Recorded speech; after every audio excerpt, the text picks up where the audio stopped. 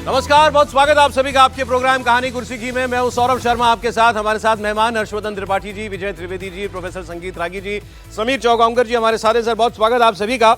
कल प्रधानमंत्री बोले, लोकसभा में नहीं बोल पाए, राज्यसभा में बोले। उस भाषण की पूरा विश्लेषण अभी आज प्रोग्राम में होगा। और कल बड़ी जो अजीबोगरीब सी बात थी वो ये देखिए कि लोकसभा में तो बोलने नहीं दिया गया प्रधानमंत्री को, और वो सारा घटनाक्रम खुद स्पीकर ने बताया कि मैंने मना किया था, मत आइए, यहां कोई अनहोनी बात ना हो जाए। उसके बाद लेकिन राज्यसभा में 6 मिनट तक नारेबाजी होती रही और उसके बाद विपक्ष चुपचाप बाहर चला गया। तो लोकसभा में तो इतना हंगामा कि प्राइम मिनिस्टर को आने नहीं दिया, और राज्यसभा में 6 मिनट का 7वां मिनट नहीं बोल पाया, हंगामा नहीं कर पाया विपक्ष, या साथ नहीं मिला। इसकी कहानी है वो आज हम आपको बताएंगे। पहले आज की तस्वीर आप देख लीजिए, आज भी वही चीज दिखाई दे रही है। लोकसभा को आज सुबह जैसे ही 11 बजे स्पीकर साहब आए, उस वक्त हंगामा शुरू हुआ, फिर पहले 12 बजे के लिए स्थगित हुई और उसके बाद फिर अब सोमवार 11 बजे तक के लिए स्थगित कर दी गई है। मतलब आज पूरा दिन, और फिर कल शनिवार रविवार हो जाएगा। तो इसके लिए तो लोकसभा तो मंडे को ही अब खुलेगी। राज्यसभा में आज भी ठीक ठाक काम हो रहा है, आप देख रहे हैं, राज्यसभा बिल्कुल नॉर्मल चल रही है। तो ये क्या माजरा है, और यहां कुछ मतलब विपक्षी खेमे के अंदर ही कहीं कोई गुटबाजी है, कोई रार है, ये आपको बताएंगे। पहले आज का हंगामा लेकिन आप देखिए जरा, जो लोकसभा में हुआ, और उसके बाद कार्रवाई को मंडे तक के लिए स्थगित कर दिया गया।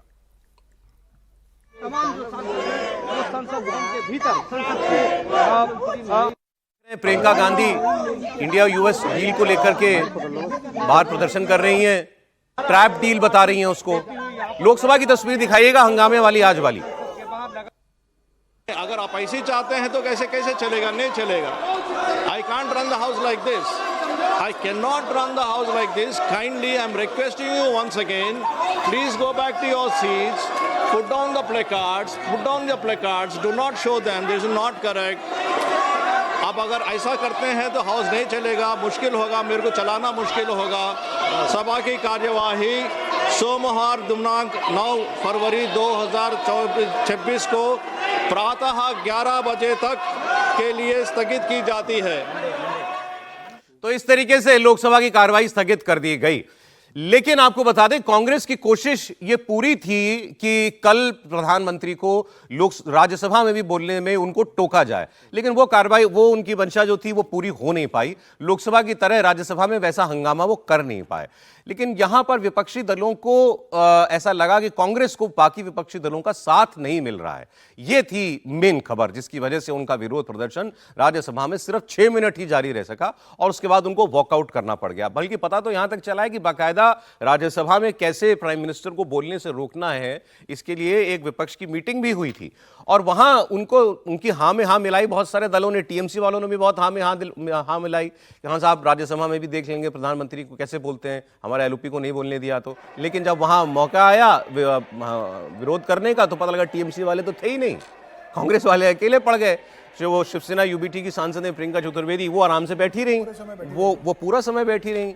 तो ये क्या मामला था? क्या ऑपोजिशन को भी लगा कि जिस तरीके से प्रधानमंत्री की कुर्सी को घेरा गया लोकसभा में, और स्पीकर ने उस बात को बाकायदा ऑन रिकॉर्ड बताया भी, वो गलत हुआ था। इस वजह से राज्यसभा में कांग्रेस के साथ बाकी विपक्षी दलों ने विरोध में उनका उतना साथ नहीं दिया। ये हम लोग अभी बात करेंगे। लेकिन मैं आपको जरा ये प्रधानमंत्री का कल की जो बात है, उन्होंने लोकसभा में जिस तरीके से उनकी चेयर को घेर लिया गया, उस सब पर जो उन्होंने कहा ये राष्ट्रपति का अपमान था, और एक महिला राष्ट्रपति, और वो भी दलित महिला राष्ट्रपति, ये उनका अपमान था, ये राष्ट्रपति के पद का अपमान था, जो कुछ भी कांग्रेस ने किया। और कल का उनका भाषण कांग्रेस के साथ साथ बड़ा पॉइंटेडली गांधी परिवार के ऊपर भी था। उनके हमले गांधी परिवार को और नाम ले लेके हो रहे थे। कल नेहरू, इंदिरा गांधी, सोनिया गांधी, पूरा परिवार, राहुल गांधी को उन्होंने कहा ये शातिर दिमाग वाला युवराज। तो कल प्रधानमंत्री के हमले भी डायरेक्ट थे। सुनिए क्या बोला उन्होंने। कांग्रेस ने बीते दिनों राष्ट्रपति जी का अपमान किया। चुनाव के बाद जिस प्रकार से हमारे राष्ट्रपति जी के लिए शब्द कहे गए हैं, शर्मिंदगी महसूस होती है कि ये कैसे लोग हैं। भारत के राष्ट्रपति के लिए क्या बोल रहे हैं लोग। आदरणीय सभापति जी, कल लोकसभा में भी राष्ट्रपति जी के अभिभाषण पर चर्चा नहीं हो पाई। ये राष्ट्रपति पद उसका घोर अपमान किया है। उनको संविधान शब्द मुंह में बोलने की अधिकार नहीं रहता है। जो लोग इसकी बात मैं करता हूं अभी ये संविधान बोलने का अधिकार नहीं है विपक्ष को जो लोकसभा में किया उसके बाद। समीर जी, लेकिन क्या मामला है कि लोकसभा में तो खूब जोर चल रहा है, राज्यसभा में 6 मिनट भी हंगामा हो पा रहा है? देखिए, संख्या बल की बात है। हाँ बिल्कुल, लोकसभा में तो 99 सांसद है, सबके स्ट्रांग स्ट्रेंथ है। अगर राज्यसभा की देखेंगे तो भारतीय जनता पार्टी के 103 सांसद है और कांग्रेस के 27 सांसद है। आम आदमी पार्टी के आप देख लो तो 10 है, टीएमसी के 12 है, डीएमके के 10 सांसद है। और कल जो प्रधानमंत्री मोदी ने कहा, और जो कांग्रेस 27 सांसद, उसमें उनकी उम्र देखिए। जो प्रधानमंत्री मोदी ने कहा जब सभापति महोदय से कि खड़गे साहब की उम्र का ध्यान रखते हुए उन्हें बैठकर नारे लगाने की अनुमति दी जाए, तो ये बताता है कि कांग्रेस के जो 27 सांसद है वो किस उम्र के आते हैं। तो वो 4 बार नारे लगाते, 5वीं बार में एक गिलास पानी पीते और चुपचाप वैसे भी हाउस ऑफ एल्डर्स है। हाँ, तो वहां उनकी चली नहीं बेसिकली। खड़गे साहब तो हाफने लगे थे 2 नारे के बाद। उनको दिग्विजय सिंह पीछे से सहयोग कर रहे थे बैठने के लिए कि आप बैठ जाइए। अगर 3 नारे लगाते तो मुझे लगता है वो गिर पड़ते वहां पर राज्यसभा के अंदर। 6 मिनट के बाद, 6 मिनट के बाद बोल नहीं पाया कोई, सबने वॉकआउट कर दिया। अपने विरोधी का इतना हेल्थ का ध्यान रख रहे कि भाई इनको अनुमति दीजिए बैठ के बोलने का, उनके स्वास्थ्य की इतनी चिंता। लेकिन बाकी लोग भी तो साथ में नहीं आए, टीएमसी वाले नहीं साथ में आए, शिवसेना यूबीटी के सांसद साथ में नहीं थे कल कांग्रेस के। देखिए, ये पहले भी दिखा है और मुझे लगता है कि कांग्रेस के भीतर भी चर्चा ठीक से हो रही होगी, लेकिन कोई करे क्या। पार्टी के साथ तो खड़ा हो सकता है, एक पार्टी दूसरी पार्टी के साथ खड़ी हो सकती है, लेकिन अगर एक व्यक्ति के, जिसको कहें कि उसके मन में आ जाए, उसके हिसाब से चले, तो ऐसे भला पार्टी दूसरी क्यों जाएगी। जब 2024 का लोकसभा चुनाव हो रहा था तो राहुल गांधी जी की यात्रा जिस जिस राज्य में पहुंच रही थी उस राज्य में उनके सहयोगी छोड़ते चले जा रहे थे। अभी भी आप देखिए, जब इससे पहले भी सत्र हुआ तो राहुल गांधी को सबसे बात करनी चाहिए थी, राहुल गांधी ने वो बात नहीं की। तो मूल बात करिए, ये स्ट्रेंथ का मसला मैं नहीं मानता हूं, क्योंकि जाहिर है राज्यसभा में उस तुलना में लोग भी कम है, उस तुलना में स्ट्रेंथ भी कम होती है। ये मूल मसला है नेता के प्रति अविश्वास। ये मूल मसला है राहुल गांधी के पीछे खड़े होकर छोटा न दिखूं, ये कोशिश दूसरी पार्टियों की। वरना ऐसा नहीं है, ओवरऑल स्ट्रेंथ अगर कहें तो क्या टीएमसी के नेता कोई कमजोर हैं क्या? क्या आप कल्याण बनर्जी को कमजोर मानते हो? बढ़िया मिमिक्री करते हैं, क्या क्या सबने एक तरह, लेकिन कोई राहुल गांधी के पीछे नहीं खड़ा होना चाहता, नंबर 1, जो सबसे बड़ी बात। दूसरा, राष्ट्रपति के अभिभाषण पर प्रधानमंत्री लोकसभा में नहीं बोले, ये किसी को अच्छा नहीं लग रहा है। रामगोपाल जी का बयान सबने सुना ही, किसी को ये ठीक नहीं लग रहा है कि प्राइम मिनिस्टर को ना बोलने दिया जाए, क्योंकि लोकसभा में जो एलओपी है वो नहीं बोल पाए। अच्छा, उनको बोलने का अवसर मिला, पीएम को तो बोलने का भी अवसर नहीं मिला, क्योंकि स्पीकर ने कह दिया कि हमें जो सूचना है कि शायद उनके साथ कुछ अप्रिय होता। अब हालांकि ईश्वर न करे कि यह दिन आ जाए कि कभी सदन के भीतर और प्रधानमंत्री के साथ कोई अप्रिय करने की स्थिति में आ जाए। अब स्पीकर साहब कह रहे हैं तो कुछ उसमें गंभीरता होगी, और मुझे तो लगता है कि उसकी जांच भी कराई जानी चाहिए। बहुत बड़ी बात है। लेकिन चूंकि यह हुआ तो पार्टियां उससे विड्रॉ कर गईं और राहुल गांधी और उनकी कांग्रेस अकेले पड़ गई। तो जो लोकसभा में किया आप कह रहे हैं, बाकी विपक्षी दलों को भी वो ठीक नहीं लगा। किसी को ठीक जैसे रामगोपाल जी ने तो कल बोला ही ना कि लग ही नहीं सकता भाई, आप लड़ेंगे लेकिन पीएम को तो बोलने देंगे ना। एक बार जरा ओम बिरला जी की बात सुना दीजिए। भाई, ऑन रिकॉर्ड स्पीकर हाउस में कह रहे हैं कि मैंने मना किया प्रधानमंत्री को मत आइए, कुछ अप्रत्याशित घटना आपके साथ हो जाएगी।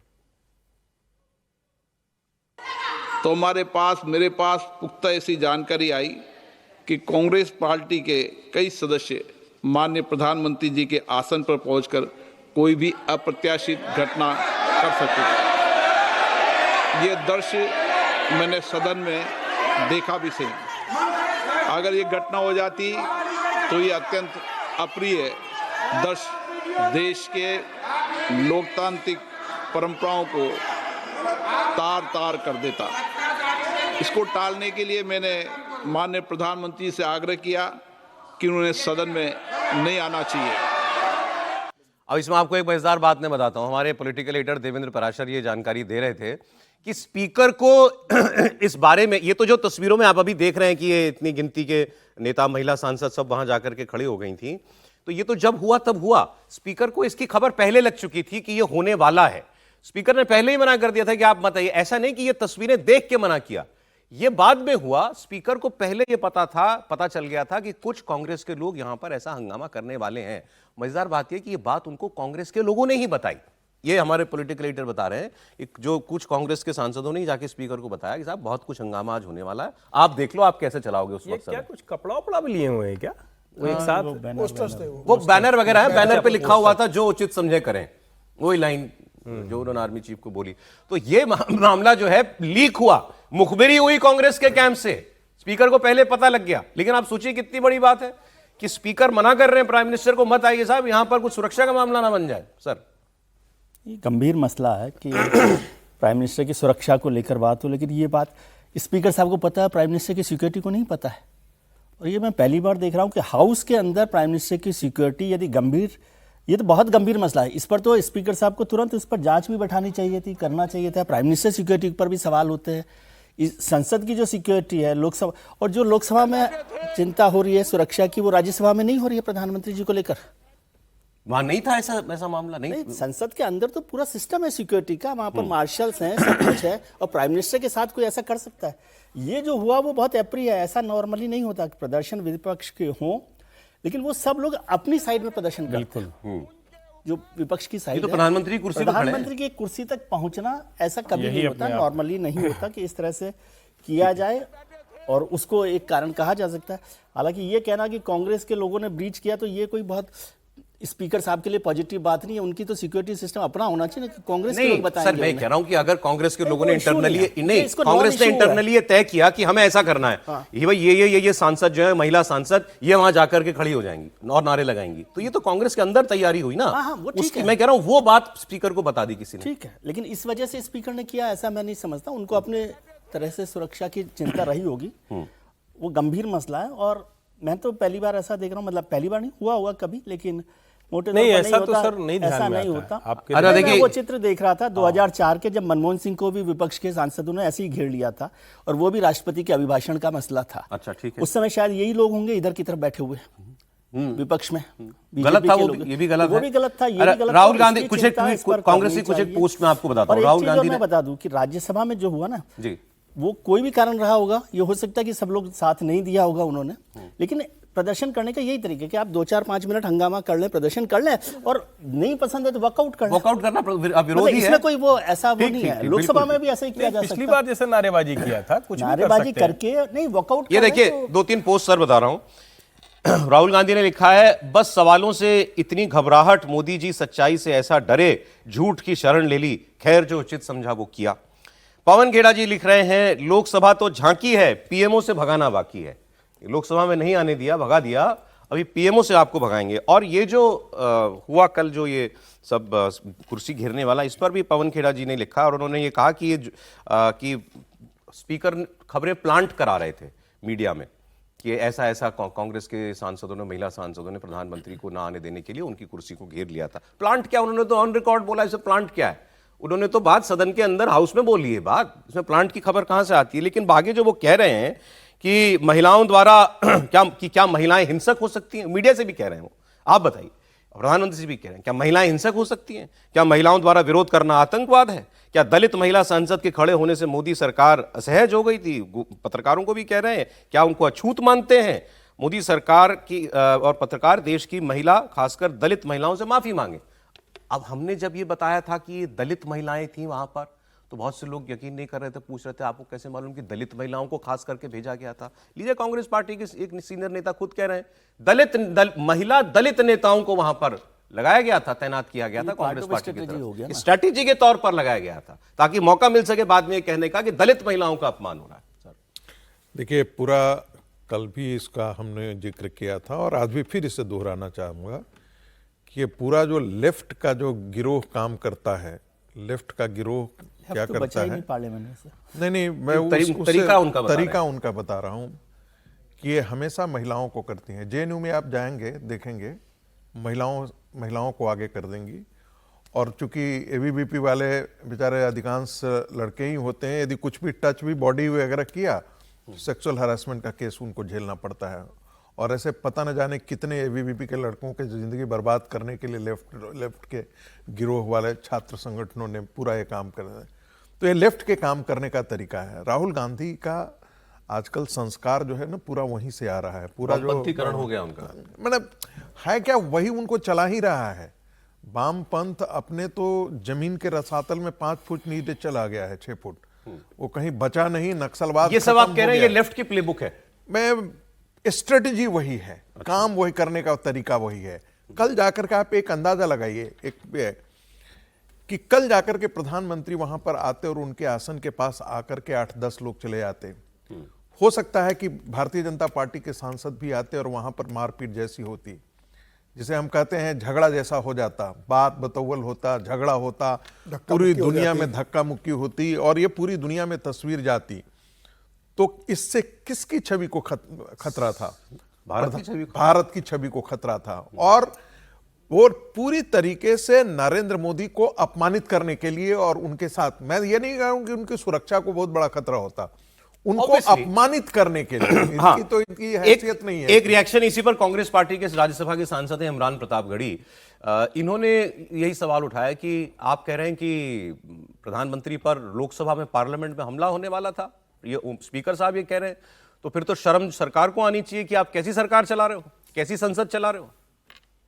वाकई इनको सब उठा आप सिर्फ महिमा मंडन में लगे हुए हैं, तो मजबूरन विपक्ष और क्या करेगा? विपक्ष वॉकआउट करेगा, आएगा बाहर और देश के सामने अपनी बात रखे। किसी का एक शेर है कि पायेदारी क्या के लफ्जों के असर से गिर गए, कुछ मकान तूफान की झूठी खबर से गिर गए।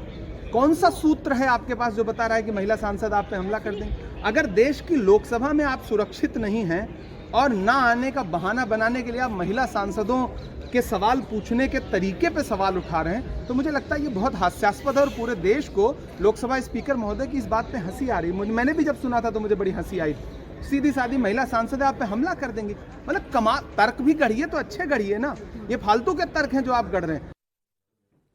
कह रहे हैं फालतू की बातें। चले, कल नॉनसेंस कहा था प्रियंका गांधी ने भी, जब स्पीकर ने ये बात कही थी, तो वो कह रहे हैं लेकिन सीधे साधे तरीके से सवाल पूछने के लिए महिला गई थी। ये तरीका सवाल पूछने का है? प्राइम मिनिस्टर की चेयर को घेर करके नारेबाजी, जहां उनको आके बैठना है वहां आप पहले जाकर के घेराबंदी कर लें, तो ये सीधा साधा तरीका सवाल पूछने का दिखाई दे रहा है इमरान प्रतापगढ़ी को। इस पे भी तो वो कुछ बोले, और स्पीकर की बात अगर उनको हास्यास्पद लग रही तो चिट्ठी लिख के स्पीकर को बोले कि साहब आपने जो बात कही थी बताइए किसने आपको कहा, किसने आपको बताया कि ऐसा होने वाला। सोर्स पूछ रहे थे तो स्पीकर से सोर्स पूछे वो, और लिखे स्पीकर के खिलाफ मोशन लेके आए कांग्रेस पार्टी कि ऐसा आरोप हमारे ऊपर कैसे लगाया, क्योंकि उन्होंने कोई छोटी बात नहीं कही है। और अगर ये बात गलत है तो कांग्रेस पार्टी इस पर करे एतराज और स्पीकर के खिलाफ बोले जो बोलना है। लेकिन वो जो है, उन्होंने जो पवन खेड़ा जी ने कहा कि लोकसभा तो झांकी है, भी पीएमओ से भगाना बाकी है। कल खड़गे साहब ने कहा था तुम्हें एक हार की जरूरत है। तुम्हें एक हार की जरूरत है। देखिए, असली मसला यही है। और ठीक है, 2004 में मनमोहन सिंह जी वाला जिक्र होता है, लेकिन ऐसा कोई व्यूह रचना नहीं बनी थी। उनका विरोध प्रदर्शन हुआ था, उनके खिलाफ भी जमकर नारेबाजी हुई थी, और नारेबाजी, विरोध प्रदर्शन, कागज फाड़कर फेंक देना, ये सब खूब होता रहा है। नहीं, उनको भी घेर लिया गया था। लेकिन पीएम नहीं, मनमोहन सिंह को भी इस तरह की कोई घेरेबंदी नहीं थी सर। वो हमने देखा उसको, वो नारेबाजी वो सब है, लेकिन जिस तरह से पीएम के, और जरा आप सोचिए, दोनों ही आपत्तिजनक, दोनों आपत्तिजनक दोनों है। लेकिन ये तो साफ साफ दिख रहा है ना कि यहां नियत कुछ और थी। 7 सांसद अगर एक लाइन से पीएम की चेयर के बगल की गैलरी में बैठ जाएंगे, अब नए वाले में तो मैं नहीं गया हूं, आप लोग गए होंगे तो बता सकते हैं कि कितनी जगह होगी। और अगर मान लीजिए कि 7 सांसद सिर्फ घेरा ही बना ले, पीएम आ रहे हो सिर्फ घेरा बना ले। अब इसमें 2 तरीके थे। एक तरीका तो यह था कि मार्शल से कहकर सबको निकाल दिया जाता, यानी 7 के 7 लोग, कितनी अप्रिय स्थिति होती। और दूसरा तरीका यह था कि पीएम आते और थोड़ा ब्रेव फेस दिखाते, लेकिन मान लीजिए उसमें कोई अप्रिय घटना हो जाती, कोई धक्का मुक्की हो जाती। और ये पहली बार तो है नहीं, राहुल गांधी से प्रताप षडंगी जी की धक्का मुक्की हुई। राहुल गांधी ने गद्दार दोस्त कहकर रवनीत सिंह बिट्टू को अभी अभी किया, ये कोई पुरानी घटना नहीं। अब ये जो कह रहे हैं कि पीएमओ से भगाना है, तो पीएम है, वो तो कल भी राज्यसभा में कुछ नहीं छोड़ा, और अभी परीक्षा पे चर्चा बच्चों से बात कर रहे थे। क्या कहा उन्होंने? कहा कि एक नेताजी ने फोन किया कि मोदी जी 75 वर्ष के हो गए, आपको बहुत ढेर सारी शुभकामनाएं, जन्मदिन पर बोल रहे थे। तो उन्होंने कहा कि नहीं, 75 तो हो गए ना, तो उसको क्यों गिनना है, 25 अभी आगे बाकी है। तो बच्चों से बात करते हुए कह रहे थे अभी आगे कि जो बचा हुआ है उसकी गिनती करना है। अब ये मतलब जिसको कहते हैं ना कि मौके पे कैसे निशाना साधना, तो सबसे बड़ी चिंता उनकी है कि हट नहीं रहे, कब्र खुदे से लेके कुछ हो नहीं रहा है, और वो कह रहे हैं कि 25 साल अभी और बाकी है। अब ये जो सिख वाली जो बात हुई, कल प्रधानमंत्री ने राहुल गांधी का नाम नहीं लिया, लेकिन कहा शातिर दिमाग वाले युवराज ने, शातिर दिमाग युवराज ने एक सिख मंत्री को, सांसद को गद्दार कह दिया। ये इनकी सिखों के प्रति नफरत है इनके दिलों में, ये अपमान है गुरुओं का, ये अपमान है सिखों का। और इसको फिर बाद में इस पर खड़गे साहब ने भी कुछ बोला है, लेकिन पहले जरा प्रधानमंत्री की बात सुनिए। इसी सदन के एक माननीय सांसद, कांग्रेस के शातिर दिमाग जिनका है ऐसे एक युवराज ने उनको गद्दार कह दिया। अहंकार कितने सातवें आसमान पर पहुंच चुका है इनका। और कांग्रेस को छोड़कर के कितने ही लोग निकले हैं, कांग्रेस के कितने टुकड़े हुए हैं, कई लोग दूसरे दलों में गए हैं, लेकिन औरों को तो किसी को गद्दार नहीं कहा उन्होंने। सांसद को गद्दार इसलिए कहा क्योंकि वो सिख थे। ये सिखों का अपमान था, ये गुरुओं का अपमान था। और कांग्रेस के अंदर जो कूट कूट करके सिखों के प्रति नफरत भरी पड़ी है ना, उसका वो अभिव्यक्ति थी। अच्छा, इस पर फिर अब खड़गे साहब का आज रिएक्शन आया। खड़गे साहब ने कहा कि हम अगर सिखों से नफरत करते या हमारे मन में उनके लिए अपमान होता तो हम मनमोहन सिंह जी को 10 साल प्रधानमंत्री क्यों बनाते? 10 साल प्रधानमंत्री बनाकर उनके साथ क्या किया, अभी बात हो जाएगी। बैरम खान फिर आगे उन्होंने ये कहा कि प्रधानमंत्री कहते हैं कि मुझे रोज 2 किलो गालियां मिलती हैं। बोले गालियां गिनते हैं क्या, गालियां तोलते हैं क्या, कैसे पता कितनी गाली पड़ती है? एलओपी ने उठाया, राहुल गांधी जी ने उठाया, उनको क्यों मिर्ची लगी मेरे को समझ में नहीं आ रहा। सत्य सुनो फिर रिप्लाई दो। मेरे को 2-2 किलो गालियां देते हैं। अरे 2 किलो गालियां, ये अब ये क्या तोलते क्या? गालियों को तोलते हैं? इतने शब्दों में मेरे को गालियां दिए, बोलो वो कुछ है। 2-2 किलो 1-1 कुंटल गालियां मुझे देते हैं, और ये क्या है?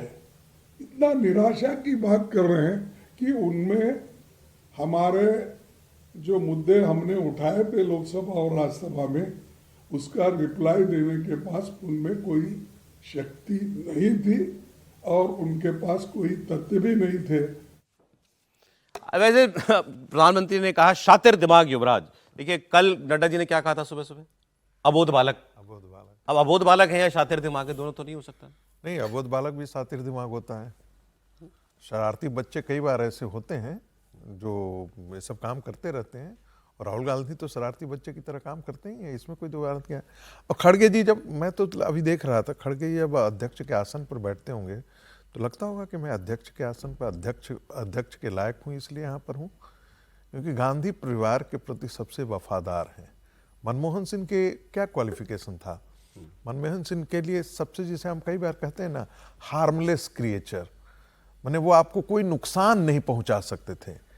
जिसके कैबिनेट का नोट फाड़ करके बेइज्जत कर दिया जाता हो, वो भी, वो कहते हैं कि संजय बारू लिखते हैं कि उन्होंने त्याग पत्र देने का मन बना लिया था, लेकिन हिम्मत नहीं हुई। जहां पर जाते थे प्रधानमंत्री, और सोनिया गांधी आती थी और उठ खड़े होते थे। ये तो प्रधानमंत्री की हमारी उस समय इज्जत थी। हर फाइल 10 जनपद से घूम करके वो कह रहे फिर एक सिख को 10 साल पीएम बनाया हमने। देखिए, सिख को नहीं बनाया, उन्होंने एक अपने वफादार सिपाही को प्रधानमंत्री बनाया।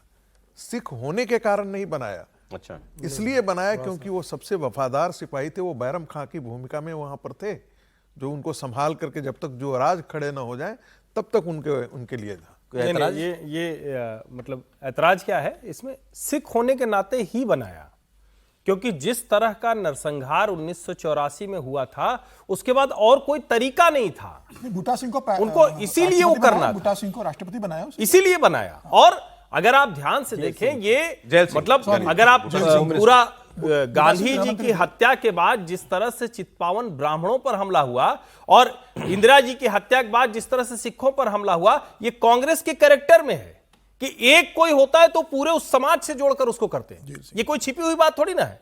पूरे उस इलाके में ब्राह्मणों को निकाल कर मारा गया था जब नाथूराम गोडसे ने महात्मा गांधी की हत्या कर दी। लेकिन देखिए, एक बात तो है कि प्रधानमंत्री ने, ठीक है, उसको वो पिच दे दी कि ये सिखों का अपमान है, गुरुओं का अपमान है, लेकिन राहुल गांधी ने भी तो उस इंटेंशन से नहीं कहा ना। ये बात तो सब जान रहे हैं। लेकिन इंटेंशन तो कोई जानेगा, लेकिन जो राहुल गांधी ने किया बहुत घटिया हरकत थी। कोई भी आज तक एलओपी ऐसे नहीं करता कि वो किसी मंत्री को ऐसे कहे कि तुम गद्दार दो, कोई नहीं कहता। नहीं वो हल्की हल्की बात थी, मैं तुम्हें कह रहा हूं मैं, लेकिन कोई ये इसको सिख है, मैं एक सिख है, इसको गद्दार कह रहा हूं, ये ये तो नहीं था ना। ये बताइए कि आप क्यों इसको, एक मिनट सर, एक संदर्भ, उनकी भाषा एक 12वीं क्लास का बच्चा, जो स्कूल का बच्चा जो होता है ना, अपने दोस्तों के साथ जो संवाद में व्यक्त करता है, वही बात। क्या आप इस देश के इतने बड़े लोकतंत्र के एक एलओपीसी इस प्रकार की भाषा नहीं करते चलिए खैर इसको आगे बढ़ते। इस बात की आशा करते हैं कि वो देश का दुश्मन का विपक्ष के नेता को क्यों नहीं बोलेगा? क्या बात जब जाकर के जॉर्ज सोरेस के एजेंट से जाकर के हमारा विपक्ष का नेता मिलता हो, डोकलाम में जाकर के चुप चुप जाकर के मिलता हो, सर इस पर मेरा क्यों नहीं बोलेगा? मैं आपको गद्दार कहूं, आपको गुस्सा नहीं आएगा? आप मुझे कुछ कहोगे नहीं? दोनों ही आपत्तिजनक नहीं, है ना। दोनों आप ये कह रहे हैं देश का नहीं है। दुश्मन कहना नहीं, वो दोनों एक ने शुरू किया आपत्तिजनक ना, नहीं है। बराबर राहुल नहीं कर गांधी का सकते। बयान आपत्तिजनक है। एक ने शुरू किया, राहुल गांधी स्टार्टेड इट। संदर्भ बिट्टू ने तो जवाब दिया। एक संदर्भ सिर्फ याद दिला दूं, यहां तो राहुल गांधी ने इंटेंशनल बोला है गद्दार, तब पीएम कह रहे हैं कि सिखों का अपमान किया। वहां तो गृहमंत्री अमित शाह ये कह रहे थे कि अंबेडकर जैसे आप चिल्लाते हैं ऐसे लीजिए भगवान का नाम, तो उस पर उन्होंने उसको किया। उस वक्त सारे लोगों ने क्या क्या कहा था। सवाल ये कि क्या आप पॉलिटिकली किस तरह से बोल रहे हैं? राहुल गांधी तो इंटेंशन के साथ बोल रहे हैं ना, उनकी तो नियत थी। एक ब्रेक के लिए रुकना है। विपक्ष के नेता को कभी अभियुक्त बालक कहें, कभी शातिर, वो युवराज आगे सम्मान वाली उन्होंने ये भी भाषा कहा, है। प्रधानमंत्री नहीं, तो कुछ और बात वो- सुनाएंगे। कांग्रेस पार्टी पर वैसे ही आरोप लगता है मुस्लिम तुष्टीकरण का। कांग्रेस पार्टी के एक मुख्यमंत्री ने अभी क्या ऐलान कर दिया, जिसकी वजह से अब जोरदार तरीके से फिर ये आरोप उन पर लगने लगा। वो बात अभी 2 मिनट में करते हैं, लेकिन उससे पहले प्रधानमंत्री की 2 बयान कल की और उस पर चर्चा अभी अधूरी रह गई थी। समीर जी का कुछ कहना भी उसमें बाकी रह गया था। तो प्राइम मिनिस्टर ने कल बोला अपने भाषण में कि ये हमारे देश में इतने लाखों स्टार्टअप शुरू हो गए और गांधी परिवार अपने घर का स्टार्टअप ही नहीं लिफ्ट करा पा रही। सीधे राहुल गांधी के लिए वो कह रहे थे, जब उनको उससे पहले शातिर दिमाग भी उन्होंने कहा। फिर कहा कि रिमोट से सरकार चलाने वाले लोग हैं ये, हमारी सरकार भी रिमोट से चलती है, लेकिन हमारा रिमोट लोग आम जनता के हाथ में है। फिर उन्होंने कांग्रेस के सारे प्रधानमंत्रियों का, उन्होंने अलग अलग नहीं, लेकिन कहा कि इनके कांग्रेस के जितने प्रधानमंत्री हैं, और कुछ ना कीजिए, इनके लाल किले के भाषण निकाल के देख लीजिए, किसी में भी आपको कोई सोच, विजन, इच्छा शक्ति दिखाई नहीं देगी। ये बड़ा आरोप था, क्योंकि कल ये ब्लैंकेट इल्जाम लगाया उन्होंने कांग्रेस के सारे प्रधानमंत्रियों पर, जिसमें नेहरू जी, इंदिरा जी, राजीव गांधी, सब, पीवी नरसिम्हा राव, मनमोहन सिंह, सब शामिल हो गए। तो ये बात भी करेंगे हम, लेकिन पहले आप देखिए कैसे वो कह रहे हैं कि राहुल गांधी लिफ्ट नहीं हो पा रहे। और इनका तो हाल ये है आदरणीय सभापति जी, अपने घर के स्टार्टअप को भी वो लिफ्ट नहीं कर पा रहे।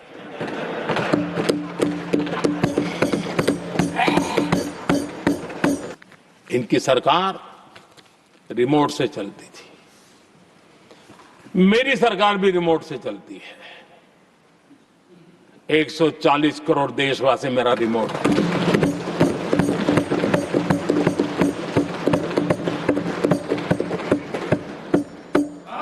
एक 140 करोड़ देशवासियों के सपने, 140 करोड़ देशवासियों की आकांक्षाएं, देश के नौजवानों के संकल्प,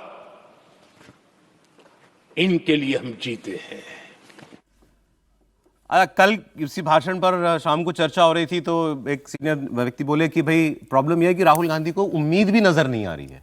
मतलब इमरजेंसी के बाद जब इंदिरा गांधी हारी थी, तो उस वक्त कांग्रेस को ऐसा नहीं लगता था कि हम गए तो अब लौटेंगे नहीं। अब उनको ऐसा लगने लगा है कि भाई ये तो अब ये व्यक्ति कहीं जा ही नहीं रहा, जैसे वो कह रहे थे अभी तो 25 साल आगे का प्लान बना रखा है। तो प्रॉब्लम ये है कि उनको लगता है हम आएंगे नहीं। प्रधानमंत्री ने कहा कि लिफ्ट नहीं हो पा रहे राहुल गांधी, लेकिन 2024 में होप तो आ गई थी सर, 99 पे तो आए थे। तो कांग्रेस और राहुल गांधी को लगना लाजमी है कि भाई हमारी वापसी हो रही है। सर 2 साल विपक्ष के नेता नहीं बन पाए आप, 2014 में, 2019 में, फिर 2024 में आपके 99 आ जाते हैं, और उसको आपको लगता है कि भाई आपने बहुत बड़ा तीर चला लिया विपक्ष के नेता बनकर।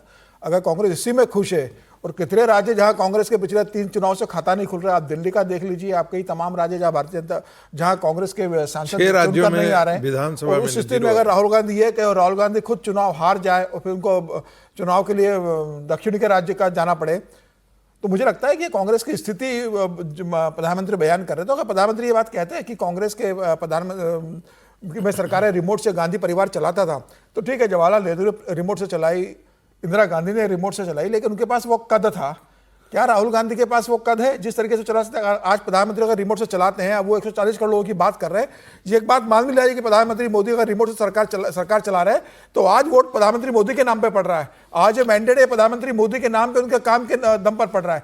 2004 से लेकर 2014 तक मनमोहन सिंह की सरकार ने कैसे काम किया, और प्रधानमंत्री मोदी तो बता रहे थे कि जब देश स्वतंत्र हुआ था तब भारत दुनिया की छठी इकोनॉमी था और कांग्रेस को 13 नंबर पर लेकर चली गई थी, तो हम 13 नंबर से उसको 30 नंबर पर लेकर आने की कोशिश कर रहे हैं। उन्होंने तो कांग्रेस के सारे प्रधानमंत्रियों को बोला कि लपेट लाल दिया, किले से प्रधानमंत्री ने जो भाषण दिया है आप उसका एनालिसिस कर लीजिए, उनका क्या विजन था उनके भाषणों के अंदर। मुझे लगता है बहुत सही बात है। जवाहरलाल नेहरू का भाषण देख लीजिए, इंदिरा गांधी, उन्होंने एक्चुअली ये बात आई कहां से? उन्होंने कहा कि ये लोग मैं क्या कहता हूं, मैं कहता हूं देश को विकसित राष्ट्र बनाना है, मैं ये बात कह रहा हूं 2047 तक डेवलप नेशन बनना है भारत को, और ये कहते हैं मोदी तेरी कब्र खुदेगी। तो मेरी नियत ये है, इनकी नियत ये है। सुने।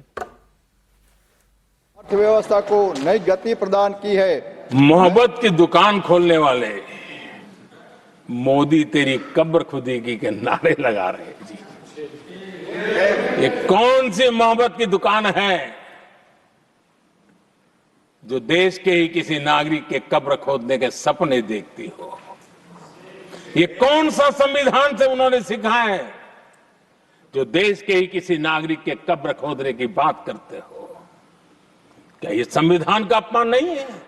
फिर आगे उन्होंने कहा, विजय जी ये कैसे संस्कार हैं, कौन से संस्कार लेके पले बड़े लोग हैं ये? कल हमला बिल्कुल सीधा था। प्रधानमंत्री जी ने पूरे नेहरू गांधी परिवार पर हमला बोला। वो एक, मैं उसको बहुत ऐसे नहीं लेता, पॉलिटिकल स्पीच एक प्राइम मिनिस्टर जब करते हैं तो पॉलिटिकल स्पीच में ये सब बातों करते हैं। अब इस पर बहुत सारे लोग ऐसे मत ही हो सकते कि नेहरू के विजन की कोई बात करेगा कि नेहरू में विजन नहीं था या इंदिरा गांधी में विजन नहीं था, और हम देश में आज जहाँ खड़े हैं वो बिना विजन के यहाँ तक पहुँच गए हैं। तो ये सब सवाल, ये सब पॉलिटिकल सवाल है जिनके जवाब मतलब हाँ भी होते हैं, नहीं भी होते हैं। नेहरू को लेकर अटल बिहारी वाजपेयी ने क्या क्या बोला है वो भी आपको पता होगा, और प्रधानमंत्री जी खुद बोलते रहे हैं। 10 बार उन्होंने बोला कि इस देश में जितना कुछ हुआ है उसमें सभी प्रधानमंत्रियों का योगदान है, विजन है। जो आज मेरे को तो इसकी जरूरत नहीं, तेवर अलग थे ना, लेकिन वो तेवर अलग है कि वो उनका अटैक एक रोष था वो लोकसभा वाली घटना को लेकर, उस घटना को लेकर उनकी नाराजगी है, उसको जाहिर किया गया।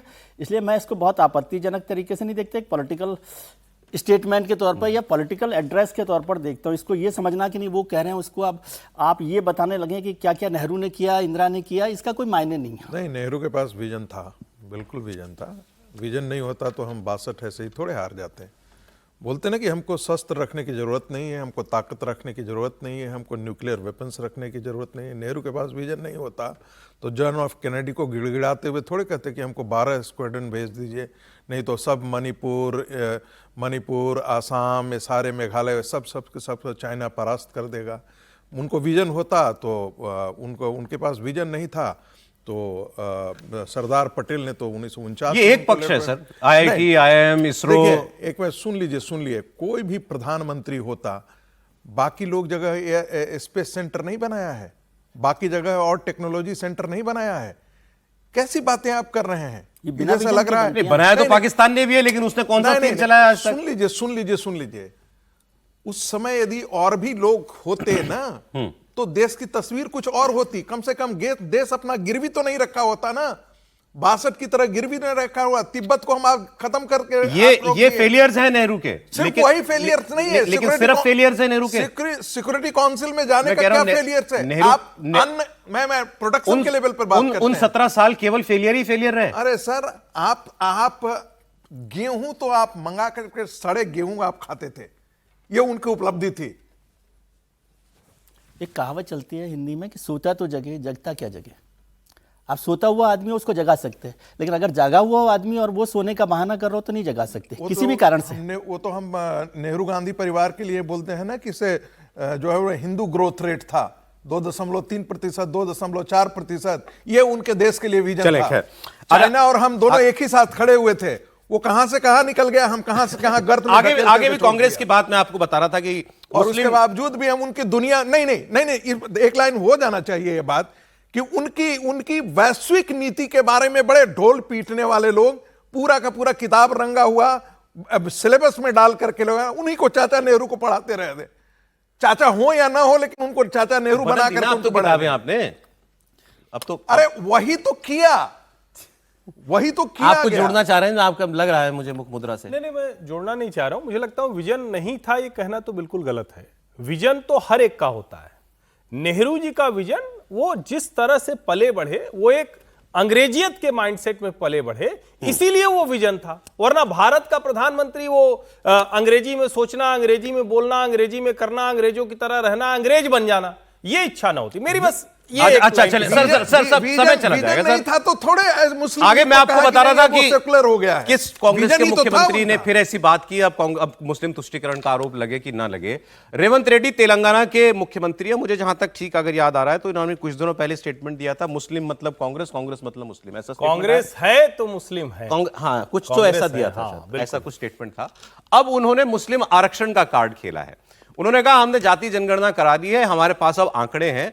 और बता दूं कि तेलंगाना की सरकार मुस्लिम समाज को 4% आरक्षण देती है अभी।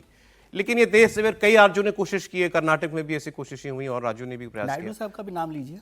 मैं ले ही रहा था सर, नायडू साहब वो भी हम आम ही उनके देते हैं। पड़ोसी हैं। हाँ बिल्कुल देते हैं, लेकिन देर सवेर जब भी ये मामला सुप्रीम कोर्ट में कोई ले जाता है, सुप्रीम कोर्ट इसको खारिज कर देता है। इस बार नई बात ये रेवंत रेड्डी ने ये कही कि अब हमारे पास जो डेटा है जाति जनगणना के बाद जो आया, ये अब जब भी सुप्रीम कोर्ट में मैटर जाएगा तो हम ये रखेंगे और इसके बाद आपका आरक्षण, मुसलमानों का आरक्षण स्थायी हो जाएगा। माइनॉरिटी का पूरा बराबर हिस्सा करके जितने लोग हैं हिसाब करके हम लोग तैयार किए। आगे कभी भी सुप्रीम कोर्ट में अगर 4% रिजर्वेशन का मसला आएंगे, ये कागज ले जाकर ये हिसाब किताब कोर्ट के सामने रखे तो 4% रिजर्वेशन परमानेंट हो जाएंगे। 4% आरक्षण मुसलमानों का परमानेंट हो जाएगा, ये कह रहे हैं कांग्रेस के एक मुख्यमंत्री। लेकिन अभी अच्छी बात यहां याद दिला दी गई, ये तो कहां एबीवीपी में थे, किस में थे? हाँ, शुरुआत में रहे, उसके बाद उनका मोहभंग उसके हो बाद गया, टीडीपी में भी उसके बाद गए। तेलुगु देशम पार्टी में रहे वो, उसके बाद वो कांग्रेस में आ गए। और रेवंत रेड्डी जब विधायक दल के नेता चुने गए, जब तेलंगाना में कांग्रेस को बहुमत मिला, विधायक दल की बैठक में रेवंत रेड्डी नेता चुने जाते हैं, शपथ ग्रहण होता है और जब मुस्लिम कम्युनिटी के लोग उनसे सत्कार करने उनके पास आते हैं, तो रेवंत रेड्डी का वो बयान बड़ा महत्वपूर्ण था। तब उन्होंने मुस्लिम कम्युनिटी से कहा था कि अब मैं मुख्यमंत्री बना हूं, कांग्रेस की सरकार आ गई है, अब आपको जो सुविधाएं और जो आपके अधिकार है जो पहले की सरकारें नहीं दे पाई थी, वो हम तेलंगाना के अंदर आपको देने वाले हैं। आते ही इन्होंने ये मुसलमानों पे तो काम करना शुरू कर पहले दिया ही था। दिन उन्होंने इस बात की अपनी मंशा जता दी थी कि मैं मुसलमानों को सारी सुविधाएं दूंगा, संसाधन दूंगा और ताकत दूंगा। और मुझे लग रहा है कि अब वो स्टेज में आ गए हैं और उन्हें पता है कि सुप्रीम कोर्ट में टिकेगा नहीं, तो अब वो ये कह रहे हैं कि मैं सुप्रीम कोर्ट में भी इस बात को प्रूव करने की स्थिति में हूं। मुझे लग रहा है कि अब जो राहुल गांधी का जो एजेंडा है कि पूरे देश में मुस्लिम तुष्टीकरण को लेकर अब खुलकर खेलना है, रेवंत रेड्डी मुझे लगता है उसके पोस्टर बॉय बन गए कांग्रेस के। और उसके बाद अब तमाम राज्यों में जो है, अब कर्नाटका में भी अब कैसे करते हैं, इसके बाद जब रेवंत रेड्डी करेंगे। सुप्रीम कोर्ट ये कहता है कि कोई भी आरक्षण बढ़ाने का लिए आपके पास उसके पीछे कोई आधार होना चाहिए, कोई स्टडी हो, कोई डेटा हो। तो वो कह रहे हैं मेरे पास डेटा है, मैं प्रूव कर सकता हूं कि ये पिछड़ा समाज है और इसको आरक्षण मिलना चाहिए। लेकिन आपका संविधान धर्म के आधार पर आरक्षण की अनुमति देता नहीं है। तो सीधे सीधे एक लाइन में इस बात को खारिज करने वाले लोग कहते हैं कि भाई ये पॉसिबल ही नहीं है, आप कॉन्स्टिट्यूशन में ही कहीं नहीं है। और अगर बैकवर्डनेस या इकोनॉमिक बैकवर्डनेस पैमाना है तो 10% आरक्षण मिला हुआ है नहीं आर्थिक आधार पर। नहीं, ओबीसी के अंदर जो 27% का आरक्षण है उसमें मुसलमान की भी जातियां हैं, मुस्लिम जातियां क्यों हैं। है? अगर सोशली इकोनॉमिकली बैकवर्डनेस के आधार पर है, सोशली और एजुकेशनली बैकवर्डनेस के आधार पर है, उसी आधार पर उनको मिला हुआ तो है। फिर वहां रिलीजन इग्नोर क्यों हो जाता है कि धर्म के आधार पर आरक्षण नहीं होगा? नहीं, ये तो उसके अतिरिक्त अलग से देने की बात कर रहे हैं। फिर तुष्टीकरण क्या होता? मुसलमानों के जो इकोनॉमिकली या सोशली और एजुकेशनली जो बैकवर्ड कम्युनिटी हैं, जातियां हैं, उनके लिए पहले से आरक्षण में प्रावधान है। तो फिर ये अलग से क्यों? अलग तो फिर मुसलमानों का वोट कैसे मोबिलाइज होगा? फिर कैसे पता लगेगा कि कलेजा निकाल करके हम मुसलमानों के लिए? ये सारी बातें देखिए, सारी बातें बड़ी कॉन्ट्राडिक्टरी है ना। इस्लाम में धर्म जाति की कोई व्यवस्था नहीं है, तो सोशल बैकवर्डनेस का क्या कहां से आ गया? फिर या तो मानिए कि इस्लाम में जातियां होती हैं, या फिर ये लाइन हटाइए उसमें से कि धर्म के कॉन्स्टिट्यूशन से हटा दीजिए कि धर्म के आधार पर आरक्षण नहीं मिलेगा, या ऐसा कोई या ऐसा प्रावधान डालिए उसके अंदर कि दिया जा सकता है, तो फिर दीजिए, तो फिर बात कीजिए। सर एक लाइन अदरवाइज तो फिर ये लफाजी एक लाइन जोड़ देता हूं जाएंगे भाई। सर ये ओवैसी का डर है तेलंगाना में, ओवैसी के डर के कारण जो ओवैसी जिस तरह से मुस्लिम वोट लेके जा रहे हैं ना, उस वोट से डर के ये कांग्रेस उनकी बात भी सुनाता हूं, आप शायद दिला दे आपने, आप क्या कह रहे थे? तय करके आरक्षण पर तो इस देश में बहस होनी चाहिए। SC ST जब आपने एक नाम दे दिया तो उसी में जितनी पिछड़ी जातियां उनको शामिल कीजिए, और उसके अलावा सिर्फ और सिर्फ सोशल और इकोनॉमिक बैकवर्ड करिए। आप ये जो तमाशा करते हैं ना, ओबीसी बढ़ाते चले गए। अब अगर किसी को बुरा लगे भला लगे, लेकिन अगर यादव और पटेल वो आपको लगता है कि पिछड़े हैं, मैं तो नहीं मानता हूं। मुझे तो मेरे क्षेत्र में कहीं भी ब्राह्मण हो राजपूत हो उससे कमजोर यादव और पटेल नहीं, हम तो उनको उसी का क्लास में मानते हैं।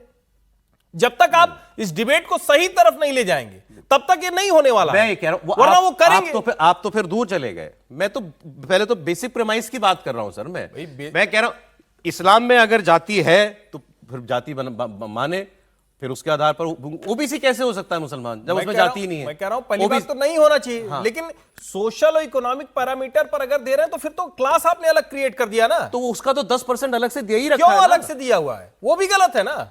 आरक्षण में आप जब कह रहे हैं तो संविधान का जिक्र किया कि संविधान में ये व्यवस्था नहीं है, ये ईडब्ल्यूएस की व्यवस्था संविधान में अलग से क्यों आपने करी ना, तो मैं तो कह रहा हूं डालो। हाँ तो वो मैं कह रहा हूं अगर आपको संविधान सर और इसकी तो कोई स्टडी भी नहीं हुई। मैं कह रहा हूं आप मेरी बात तो शायद गलत है। मैं कह रहा हूं अगर मुसलमानों को आरक्षण देना है, ये तमाशा बंद करे कि हर स्टेट में आप केवल आप बेवकूफ बनाने के लिए ये कह देते हैं साहब इतना आरक्षण। ये किसी की हिम्मत नहीं है। सुप्रीम कोर्ट देता नहीं है, सबको पता है सुप्रीम कोर्ट मना कर देगा।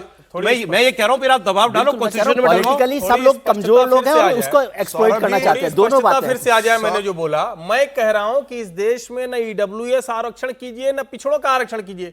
SC ST schedule caste schedule tribe एक शब्द है। क्यों आप ये अगड़ा पिछड़ा किसी को कहते हैं? किसी को पिछड़ी जाति किसी को अगड़ी जाति कहने का अधिकार आपको संविधान दे रहा है क्या?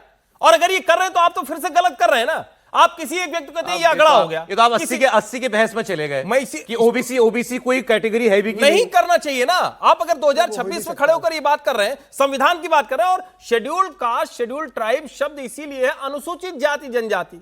वो किसी को अलग से, जिसको आपको लगता है पिछड़ा है उसको आप उसमें कैटेगरी में डाल दीजिए। नहीं। अच्छा आगे सर, 2-3 खबरें जल्दी सर रह जाएंगी। एक आपको बिहार की एक तस्वीर आपको दिखाता हूं मैं।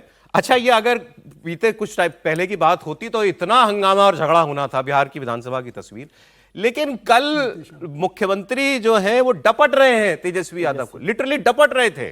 सामने बैठा रहा, बैठ जाओ तुमको कुछ मालूम है, बच्चा हो जी तुम, अभी तुम्हारा बाप हमारे साथ का है, हमको मालूम है सब। पहले कर चुके, लेकिन पहले हो जाती थी टकराव होता था। कल ये जब कह रहे थे तो सुना रहे थे तो तेजस्वी भी हंस रहे थे। ये गजब था कल। आप पूरा वाक्य देखिए।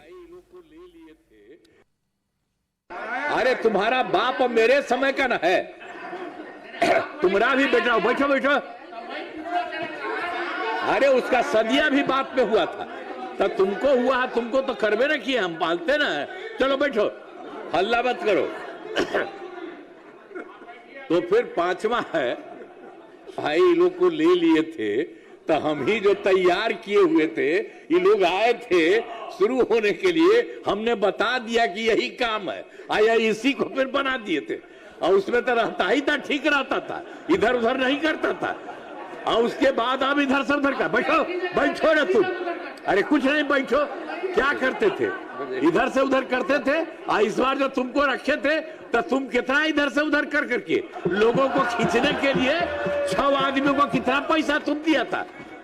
और पैसा कहां से किया था? जो तुमको मिल गया था तो पैसा कमाता था, तो इसी सब चक्कर में था, इसीलिए हम छोड़ दिया सब।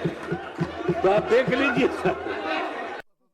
देखिए, इसमें सबसे अच्छी बात थी कि इसको तेजस्वी भी एंजॉय कर रहे थे। यार चाचा जी मूड में है, चलो कोई बात नहीं। पार्लियामेंटरी बिहेवियर होता है। आप बात करें तो थोड़ा सा एक ह्यूमर, जबकि वो सारी पर्सनल बात कर रहे थे। पर्सनल बात कर रहे हैं। अरे इसको हमने रखा था, पहले ठीक रहता था, फिर दोबारा जब रखा तो सब इधर उधर करने लगा था। और पैसा कहां से कमाता था? यहाँ अब अबोध बालक बोल दिया तो कोई प्रॉब्लम नहीं, वहां अबोध बालक बोल दिया तो इतना बड़ा हंगामा देश में। अरे तो तेजस्वी चाचा मानते हैं ना इनको।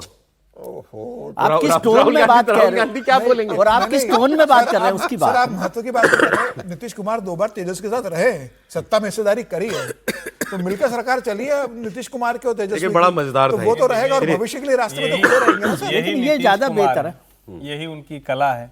ये तीनों हमारे जो वरिष्ठ साथी लोग हैं ये हंस रहे हैं। ये मुख्यमंत्री का व्यवहार होना चाहिए। वही कह रहा हूं।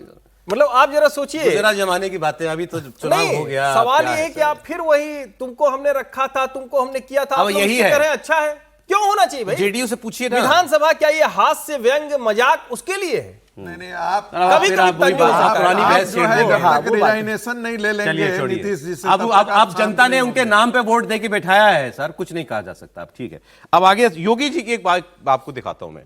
जो उत्तर प्रदेश में फार्मा कॉन्क्लेव हो रहा है, एक बड़ी कंपनी है मैनकाइंड फार्मा, कई बार दवाई के पत्ते पे आप नाम देंगे तो आ जाता, अक्सर इनकी कंपनी की दवाइयां मिल जाती। ये एक बात बता रहे हैं कि पहले क्या था यूपी, अब क्या हुआ यूपी। इन्होंने कहा कि मैं मेरठ का रहने वाला हूं, और सामने सीएम बैठे थे और ये भावुक हो गए बोलते हुए। उन्होंने कहा कि मेरठ में मेरा अपना घर है, लेकिन मुझे बड़ा याद आता है, मैं वहां जा नहीं पाता। ये रमेश जुनेजा इनका नाम है, मैनकाइंड फार्मा वाले। इन्होंने कहा कि मेरे परिवार के एक व्यक्ति को किडनैप कर लिया था किसी ने एक बार, और तब हमने पूरे परिवार ने यूपी छोड़ दिया। लेकिन अब जब मैं देखता हूं योगी राज में, तो मुझे लगता है कि अब यूपी आया जा सकता है। किया। मैं मेरठ का रहने वाला हूं सर। 1995 में मैनकाइंड फार्मा नाम से कंपनी शुरू करी थी। माहौल ठीक नहीं था, मुश्किल से काम किया, हमारे पास इतना पैसा नहीं था कि हम दिल्ली मूव कर सके, बड़े शहर में मूव कर सके। 2001 में हमारे साथ घटना ऐसी हुई, दुर्घटना हुई, हमको ओवरनाइट मेरठ छोड़ना पड़ गया। मेरे नेफ्यू, मेरे ब्रदर का बेटा किडनैप हो गया और 1.5 महीना कैप्टिविटी में रहा। तो फिर हमने डिसाइड किया कि हमें छोड़ देना चाहिए और दिल्ली सबसे नजदीक है, वहां रहना चाहिए। लेकिन कहते हैं ना कि हर रात के बाद एक अच्छी सुबह होती है, तो हमारे चीफ मिनिस्टर साहब आए और अच्छी सुबह हो गई।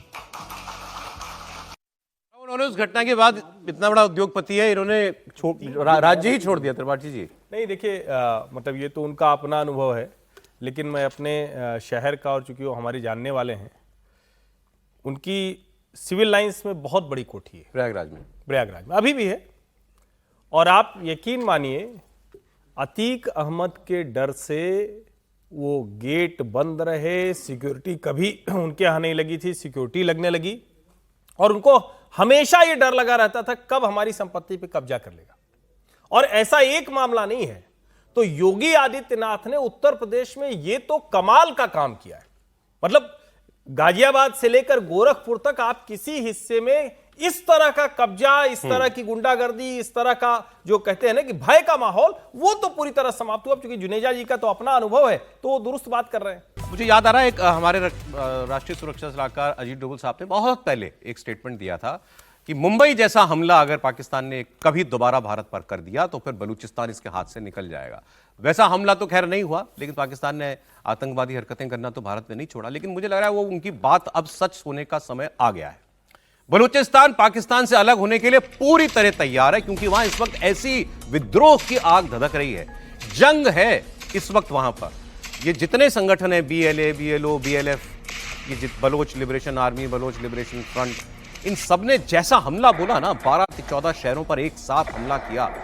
दशकों के बाद नानी याद आ गई पाकिस्तान की सेना की। और इन्होंने दावा किया है BLA ने कि इस हमले में इन्होंने पाकिस्तान के 310 सैनिक मार दिए हैं। पाकिस्तान की अपनी सरकार जो है, सेना जो है वो कम बताती है, 17-18 बताती है, लेकिन जो इनके बलूचिस्तान की सरकार है 40 तो वो मान रही है। तो मतलब बहुत ज्यादा तादाद है। आप 300 ना भी मानिए तो बहुत ज्यादा तादाद है, सैकड़ों में हो सकती है। पाकिस्तानी आर्मी कह रही है हमने 216 इन विद्रोहियों को हमने मार गिराया है।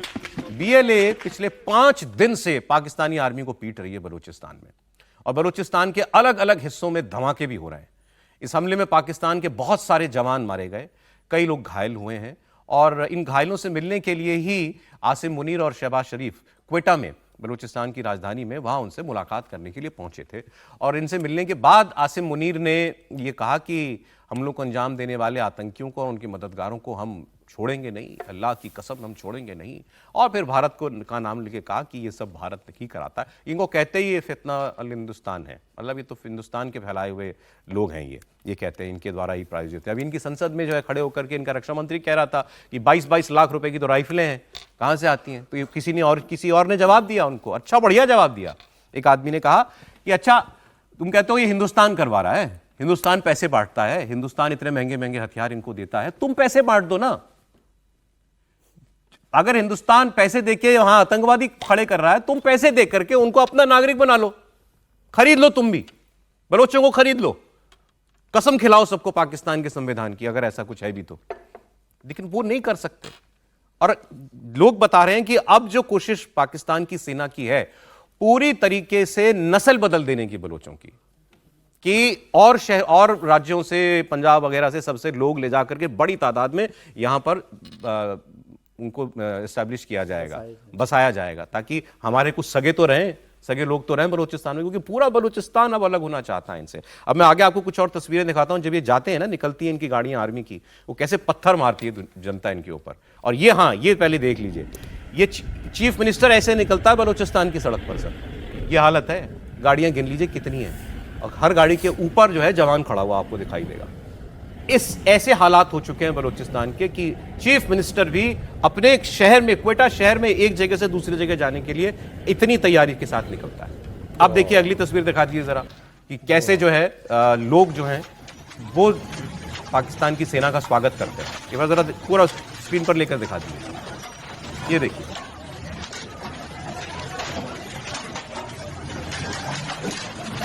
बच्चे, छोटे छोटे बच्चे आपको इसमें दिखाई देंगे। पाकिस्तान की सेना की गाड़ियां निकलती हैं तो वहां उनके साथ ये सलूक किया जाता है।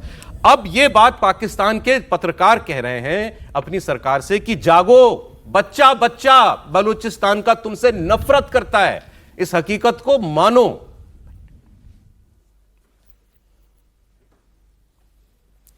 हम नहीं चाहते कि पूरा मुल्क मजबूर हो जाए तुम्हारे खिलाफ हथियार उठाने पे। हम तुम बचाना चाह रहे हैं इस मुल्क को। कौम को सच बताओ। और क्या सच है? नंबर 1, तुम्हारे हाथ से पूरा सूबा निकल चुका है। बच्चा बच्चा तुमसे नफरत करता है, इतनी नफरत करता है जितनी गलीज तरीन दुश्मन से की जाती है, ऐसे नफरत करता है।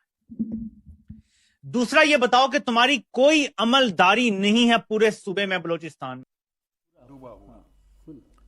सुना आपने? पाकिस्तानी आदमी कह रहा है बच्चा बच्चा नफरत करता है, बलूचिस्तान पाकिस्तान तुम्हारे हाथ से निकल गया। और कितने, ये तो मेरे ख्याल से 50 या 40-50% तो आबादी, वो पूरा एरिया है पाकिस्तान का, 40% वो अकेला बलूचिस्तान है। बचेगा क्या पाकिस्तान का? इतना सा पाकिस्तान बचेगा, पतला लकीर जैसा, अगर ये निकल जाए तो। और सारे मिनरल्स जो हैं, सोने की खदानें भी हैं इनके यहाँ, रेयर अर्थ मिनरल्स भी हैं, सब गैस है, सब कुछ यहाँ है बलूचिस्तान में। अब आगे एक और पत्रकार की बात सुनिए। वो कहते हैं कि मुझे बलोच लोग बताते हैं कि ये कहना कि हमें हिंदुस्तान सपोर्ट करता है या कोई ईरान सपोर्ट करता है या कोई और देश सपोर्ट करता है, कह रहा है किसी का सपोर्ट चाहिए ही नहीं हमको। हम अपने दिलों में आजाद हो चुके, हमारे यहां पाकिस्तान की हुकूमत चलती ही नहीं है, हम we are already free. Pakistan दुनिया को कहता रहे, नक्शे पे दिखाता रहे हमें अपने साथ। देखिए, दुनिया में बहुत से देशों में सिविल वॉर चल रही है। सर, अब ये सिविल वॉर की कैटेगरी में आ गया है बलूचिस्तान का मामला? उससे भी आगे बढ़ गया है मुझे लग रहा है। और ये यदि बहुत उसमें इधर उधर थोड़ा बहुत रख लें, बांग्लादेश जिस तरह से बना था 70s में, जो वहाँ पर मुक्ति वाहिनी और जो काम कर रही थी, और जिस तरह से बांग्लादेश पाकिस्तान के खिलाफ खड़ा हो गया था, वैसी की वैसी स्थितियाँ बल्कि उससे भी ज़्यादा बदतर हो गई हैं, क्योंकि ये पूरी की पूरी तरह से अपने आप में कब्जे में है और वो सारा काम कर रहा है। पाकिस्तान ये बात बार बार इसलिए करता है क्योंकि वो तो यही काम करते रहे ना। भारत में जो आतंकवादियों को भेजने का काम है, भारत में आतंकवादी तैयार करना है, तो वो इस बात को करते हैं, महारत है उनकी, तो उसमें महारत है। तो उनको समझ में आता होगा कि हिंदुस्तान भी ऐसे ही कर रहा है, क्या कर रहा है क्या नहीं कर रहा। लेकिन बलूचिस्तान सच में वो दिल से अलग हो गए हैं। अब उनको किस तरह से, कोई दिन होगा जिस दिन वो ऑफिशियली अलग हो जाएगा। रक्षा मंत्री ने स्टेटमेंट दिया कि बलूचिस्तान में हम पूरी तरह कब्जा इसलिए नहीं कर सकते क्योंकि इतनी बड़ी स्टेट है, 40 किलोमीटर पे एक आदमी रहता है, आबादी बहुत कम, आबादी कम है, शायद 20-25 लाख, लेकिन आबादी कम के बाद भी इतना सिरदर्द है, इतना बड़ा। कितनी फौज लगा दें हम, कितनी फौज लगा देंगे इतने बड़े एरिया के अंदर? ये प्रॉब्लम है उनकी, और ये इसलिए कह रहे हैं कि निकल गया। अभी आपने अच्छा किया बांग्लादेश का नाम ले दिया। इनके एक और जर्नलिस्ट ने ये कहा कि हमारे लोग जो हैं ये इतने झूठे और मक्कार हैं। जब वहां सरेंडर हो रहा था ढाका में इंडियन आर्मी के सामने पाकिस्तानी फौज का, जनरल नियाजी, ये इनका चाचा इमरान खान का सरेंडर कर रहा था, तो उस वक्त ये यहां पर अखबारों में छाप रहे थे हम लड़ाई जीत गए, पाकिस्तान लड़ाई जीत गया भारत से, ये अखबारों की हेडलाइन हो रही थी, वहां सरेंडर हो रहा था। यही काम ये बलूचिस्तान में कर रहे हैं कि हमने आज दहशतगर्द मार गिराए, हमने जीत हासिल कर ली इनके ऊपर। अरे वो जीते, जो 14 शहरों में 12 शहरों में हमला करेगा, तुम्हारा डिप्टी कमिश्नर उठा लेगा, तुम्हारे 100 लोग मार देगा, जीता वो कि तुम जीते? बांग्लादेश पाकिस्तान से अलग हो रहा था ना, उससे एक दिन पहले के सारे अखबारात उठाए आप, उन सारे अखबारात में यही लिखा हुआ था कि दुश्मन का हमला नाकाम बना दिया, दुश्मन की साजिश नाकाम बना दी, दुश्मन का हमने ये कर दिया वो कर दिया। मैं कल से अब तक बलूचिस्तान में जो 12 शहरों के अंदर अटैक हुआ उसके ऊपर पढ़ रहा था, तो आज भी ये ऐसे ही कह रहे हैं कि दुश्मन का हमला नाकाम बना दिया। तो क्या ये एक मर्तबा फिर एक मुल्क के हिस्से के टूटने का इंतजार कर रहे हैं? सर कितनी झूठी हो सकती है कोई सेना या कोई सरकार? देखिए, पाकिस्तान में सेना चूंकि एस्टेब्लिशमेंट को अपने कब्जे में रखती रही है, और जो सिविल एडमिनिस्ट्रेशन है या सिविल पॉलिटिकल एडमिनिस्ट्रेशन है वो हमेशा सेना के अंदर ही काम किया है वहाँ पे। तो स्वाभाविक है कि जब सेना लड़ रही होती है या युद्ध में है तो उसी के अनुसार जो खबरें होती हैं वो छपती हैं ताकि लोगों का मनोबल न टूटे।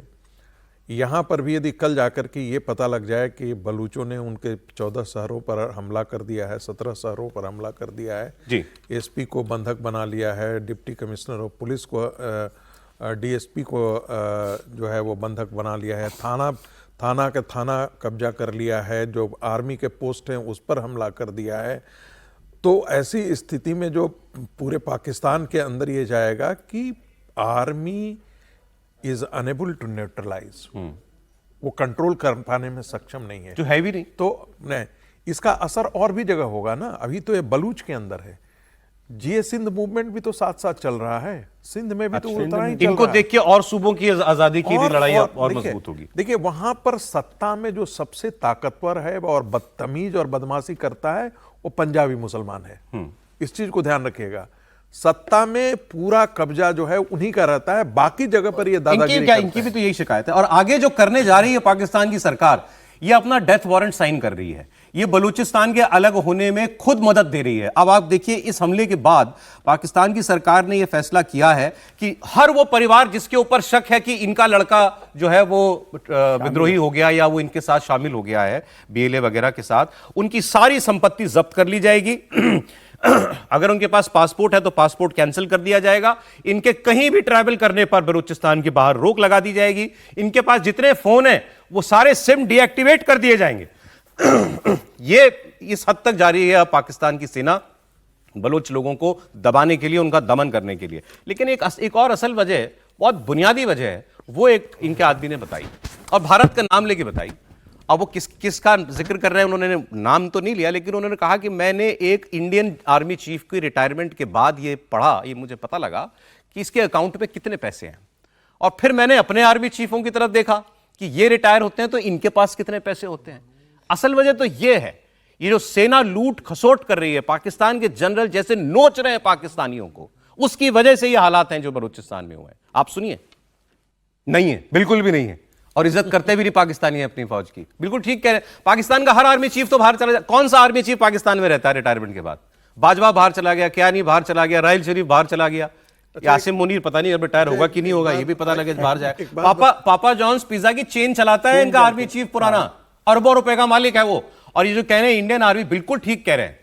ये सारे यहां जहां हम स्टूडियो है हमारा, इसके आसपास, ये दिल्ली एनसीआर में तो रहते हैं ज्यादातर लोग, या कुछ लोग पंजाब चंडीगढ़ के आसपास, सरकार से जो जमीन मिली है उसमें घर बनाकर रह रहे हैं। सरकार ने अगर जमीन दी उसमें प्लॉट पे आपने कोई नहीं तो फ्लैटों में जाते हैं, मैंने तो देखा है फ्लैटों में रहते हैं। ये एयरफोर्स चीफ आए हमारे अभी पीछे उनका नाम है भदौरिया साहब, उनको मैंने पूछा सर आप कहाँ रहते हो? ग्रेटर नोएडा में रहते हैं, यहाँ रहते हैं, मकान छोटा सा मकान है। एक लेफ्टिनेंट जनरल बड़े कश्मीर के बड़े बहुत कोर कमांडर रहे हैं, मैंने पूछा सर कहाँ है? वो गोरखपुर में घर बना रहे हैं अपना। सर हमारे यहाँ दिल्ली में एक फ्लैट है। सर हमारे सीडीएस प्लेन क्रैश में मारे गए थे, तब तक उनके पास खुद का मकान नहीं था, गाँव में घर था उनका, बनाने की कोशिश कर रहे थे, तब तक वो घर नहीं बना पाए थे।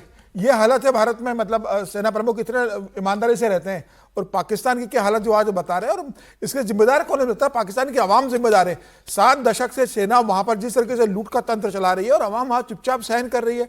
सेना के खिलाफ जनता को सड़कों पे उतरना पड़ेगा, अपने प्रशासन के खिलाफ, अपने सरकार के खिलाफ सड़कों पे उतरना पड़ेगा, वरना ये लूटतंत्र कंटिन्यू रहेगा। और जो बलूचिस्तान में हुआ है सर, बलूचिस्तान में तो ऐसे अंधी गली में जाके आसिम मुनीर फंस गए कि अब उससे बाहर निकल नहीं सकते। 250 ताबूत भेजे गए, कह रहे कि 100 मारे गए। 250 ताबूत किसके लिए भेजे गए? सेना ने 250 सैनिक मारे गए, 250 सैनिकों के लिए वहां 250 ताबूत भेजे गए, मारे जाते हैं इतने लोग, और ये हालत है वहां पर। और अब जिस तरीके 27 साल की मेहनत के बाद बीएलए आज वहां पर अपनी स्वतंत्रता का जश्न मनाने की स्थिति में आ गया है, वो पाकिस्तान की मुट्ठी से रेत के समान बलूचिस्तान अब फिसल गया है। ये जो जनरल वाली बात है ना, आर्मी वाली बात, ये इनके एक हुसैन हक्कानी एक एक्स एम्बेसडर हैं, वो बाहर चले गए, उनको भी ऐसा एम्बेसडर जिसको गिरफ्तार भी कर लिया था एक बार ISI ने, वो उन्होंने कहा कि इसकी वजह यह है कि हमारे यहाँ सेना की इतनी क्यों चलती है कि जब बंटवारा हुआ भारत का, पाकिस्तान बना, तो उस वक्त केवल 17% रिसोर्सेज पाकिस्तान को मिले, लेकिन 40% फौज मिली। तो फौज इतनी ज्यादा बड़ी थी उस वक्त कि उसने कैप्चर कर लिया, उसने एक मुल्क ही कैप्चर कर लिया। नहीं देखिए, एक तो उसने मुल्क कैप्चर कर लिया, और दूसरा जो जिन्ना भी शायद मतलब जीते जी ही उनको समझ में आ गया था, लेकिन करते क्या, वो तो एक प्रधानमंत्री बनने के चक्कर में, एक मुल्क के चक्कर में चले गए, वरना वो भी जिन्ना भी कोई वो तो चाहते नहीं थे। लेकिन उसके बाद पूरा का पूरा जो आर्मी इस्टेब्लिशमेंट है वो बन गया इस्लामिक रेडिकल थॉट प्रोसेस को आगे बढ़ाने वाला। बेसिक पे आप अगर बात करेंगे, क्योंकि ये जो अभी कहा जा रहा है, अवाम भी तो खुश रहती थी ना, अरे हमारे सैनिक हैं, वही तो मतलब हम लोग ऐसे कह रहे हैं जैसे 71 में वहां के अखबार छाप रहे थे तो वहां की जनता ने करी थी, नहीं तुम गलत कर रहे हो। जनता भी उसी पर खुश होती थी। पाकिस्तान के लोग, पाकिस्तान की आवाम आज जिस हाल में है, जब 48 के बाद से 70 तक वो उसी तरह से व्यवहार करते रहे, 70 के बाद भी उनका भ्रम बहुत नहीं टूटा, तो उसके बाद वो अपने बच्चों को पढ़ाने लगे कि हम एक दिन भारत को ध्वस्त कर देंगे। जब तक उससे आप बाहर नहीं आएंगे, आपकी सेना के लोग, आपके ये हुक्मरान, आपके ISI वाले ऐसे ही आपको लूटते खसोटते रहेंगे, आप उसी के हकदार। पाकिस्तान की जनता को नफरत छोड़नी पड़ेगी पहले तो वही करना। अरे आगे सर, एक बहुत आगे आप सुनिए ना, ये केवल आज मैं केवल इनकी मेंटालिटी आपको सामने एक्सपोज कर रहा हूं। ये जनरल वाली बात एक पाकिस्तान ने आपको खुद बताई। रूस और अमेरिका के बीच एक एग्रीमेंट था स्टार्ट नाम से, जिसमें उनको अपने न्यूक्लियर हथियार जो थे लिमिटेड रखने थे, और इसके अलावा ये था कि वो एक दूसरे को जो है जानकारी भी देंगे अपने अपने न्यूक्लियर इंस्टॉलेशंस की, कितने लॉन्चर किसके पास हैं, कितने वॉरहेड्स किसके पास हैं। वो 1991 में सबसे पहले शुरू हुआ था स्ट्रेटेजिक आर्म्स रिडक्शन ट्रीटी, फिर वो 2010 में रिन्यू हुई, तो 2010 में स्टार्ट को न्यू स्टार्ट कह दिया गया। कल वो एक्सपायर हो गई है। अब ट्रंप ने ऐलान कर दिया, पोस्ट किया ट्रूथ सोशल पर कि ये न्यू स्टार्ट ये ट्रीटी बेकार है, बैडली नेगोशिएटेड ट्रीटी थी, हम कुछ और करेंगे। पुतिन ने ये कहा था कि अगर अमेरिका तैयार हो तो मैं 1 साल और ये बढ़ाने के लिए तैयार हूं, लेकिन अमेरिका ने मना कर दिया। तो इससे क्या ही, अब कोई रोक नहीं एक दूसरे के ऊपर, बेसिकली कितने भी आप न्यूक्लियर हथियार बनाओ। तो इनके उपराष्ट्रपति बात कर रहे थे, लेकिन वो बात कर रहे थे ईरान की कि ईरान को न्यूक्लियर वेपन मिलने का मतलब क्या होगा, वो ये बता रहे थे, हम क्यों नहीं चाहते ईरान न्यूक्लियर वेपन बनाए। उन्होंने कहा अगर ईरान ने किसी दिन बना लिया तो आप क्या समझते हैं वो केवल ईरान तक रहेगा?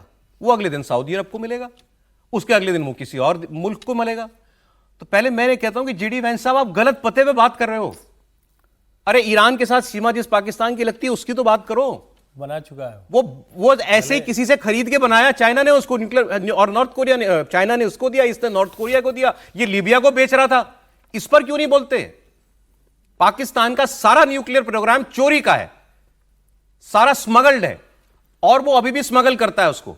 वहां आपको खतरा वो दिखाई नहीं दे रहा। सुन लीजिए, आप अमेरिका के उपराष्ट्रपति कह रहे हैं कि एक दिन अभी ईरान को, फिर सऊदी अरब को, फिर किसी और मुस्लिम मुल्क को मिलेगा, तो ये बड़ा खतरनाक है, ये वो कह रहे हैं। और अरे अभी सऊदी अरेबिया ने जो एग्रीमेंट किया पाकिस्तान के साथ, नेटो जैसा, एक देश पे हमला, दोनों देशों पे हमला, उसमें न्यूक्लियर कवर देने की बात भी कही है पाकिस्तान ने सऊदी अरब को। अब आपको सुना रहा हूं मैं पाकिस्तान की मेंटालिटी। पाकिस्तान का रिटायर्ड एयर मार्शल टीवी में बैठ के क्या कहता है हमारे पास न्यूक्लियर है। तो किसी ने कहा न्यूक्लियर चलाओगे तो खत्म हो जाएगा, पाकिस्तान ही खत्म हो जाएगा। बोले होने दो, पाकिस्तान खत्म होगा तो हिंदुस्तान भी खत्म होगा ना। हाँ, बोले 56 देश हैं मुसलमानों के, इस्लाम जिंदा रहेगा, पाकिस्तान बर्बाद भी हो गया तो हिंदुओं का तो एक ही देश है, हिंदुस्तान बर्बाद हो गया तो हिंदुइज्म खत्म हो गया दुनिया में, हिंदुइज्म ही नहीं बचेगा। यहूदियों का भी एक ही देश है इजराइल, बर्बाद कर दो इजराइल, खत्म कर दो, यहूदी खत्म हो जाएंगे दुनिया से। यह सोच है, नस में नफरत जिसे कहते हैं ना सर, हिंदू और यहूदियों के लिए, यह है पाकिस्तानियों के मन में। ये बात सिर्फ पाकिस्तानियों के मन में क्यों है? ये बोलिए ना कि इस्लाम के मानने वालों के मन में ऐसी बातें इंडॉक्ट्रिनेट की जाती है कि काफिर नहीं रहे। इस बात को समझिए, सारे मुसलमान ऐसा सोचते हैं, मैं नहीं कह रहा, लेकिन इससे कोई इनकार नहीं कर सकता कि मुस्लिम थियोलॉजी। अमेरिका और ईरान के बीच युद्ध कभी भी हो सकता है, अगर हुआ तो। अब बातचीत चल रही है, अगर उससे कुछ निकले तो युद्ध टल भी सकता है, तो कुछ अभी नहीं कहा जा सकता, लेकिन अमेरिका की पूरी तैयारी है युद्ध की। ईरान में अमेरिका की वर्चुअल एम्बेसी ने अपने नागरिकों को फौरन ईरान छोड़ने का फरमान सुना दिया है। यह उनका अभी का आज का एक बड़ा अपडेट है कि इनकी ईरान की एम्बेसी ने यह मैसेज जारी किया है कि जितने भी अमेरिकी नागरिक हैं वो तुरंत ईरान छोड़ दें और ईरान की अमेरिका के भरोसे भी ना रहें। तुरंत अपने दम पर जो भी व्यक्ति छोड़ सकता है ईरान उसको छोड़ दें। Do not rely on US government help. Flight कभी भी कैंसिल हो सकती हैं। आप सिक्योर लोकेशन अपने लिए ढूंढ लीजिए, बाहर मत निकलिएगा, अपने फोन को हमेशा चार्ज रखिए। तो ये सब क्या बताता है? तो यही बताता है कि आपकी सारी तैयारी लड़ाई की है। लेकिन आज शांति वार्ता भी हो रही है। आज अभी आप तस्वीर देख रहे थे, वो अब्बास अरागची दोबारा चला दीजिएगा, जो प्लेन से उतर रहे हैं। ये ईरान के विदेश मंत्री, ये तुर्की की बजाय इन्होंने कहा कि हम ओमान में बात करना चाहते हैं। कल हम लोगों ने आपको खबर बताई थी, तो कल लग रहा था कि अमेरिका ने ये बात रिजेक्ट कर दी है, इसलिए बातचीत टूट गई, लेकिन फिर मान गए और अब ये बात हो रही है, ओमान में इनकी बातचीत होगी।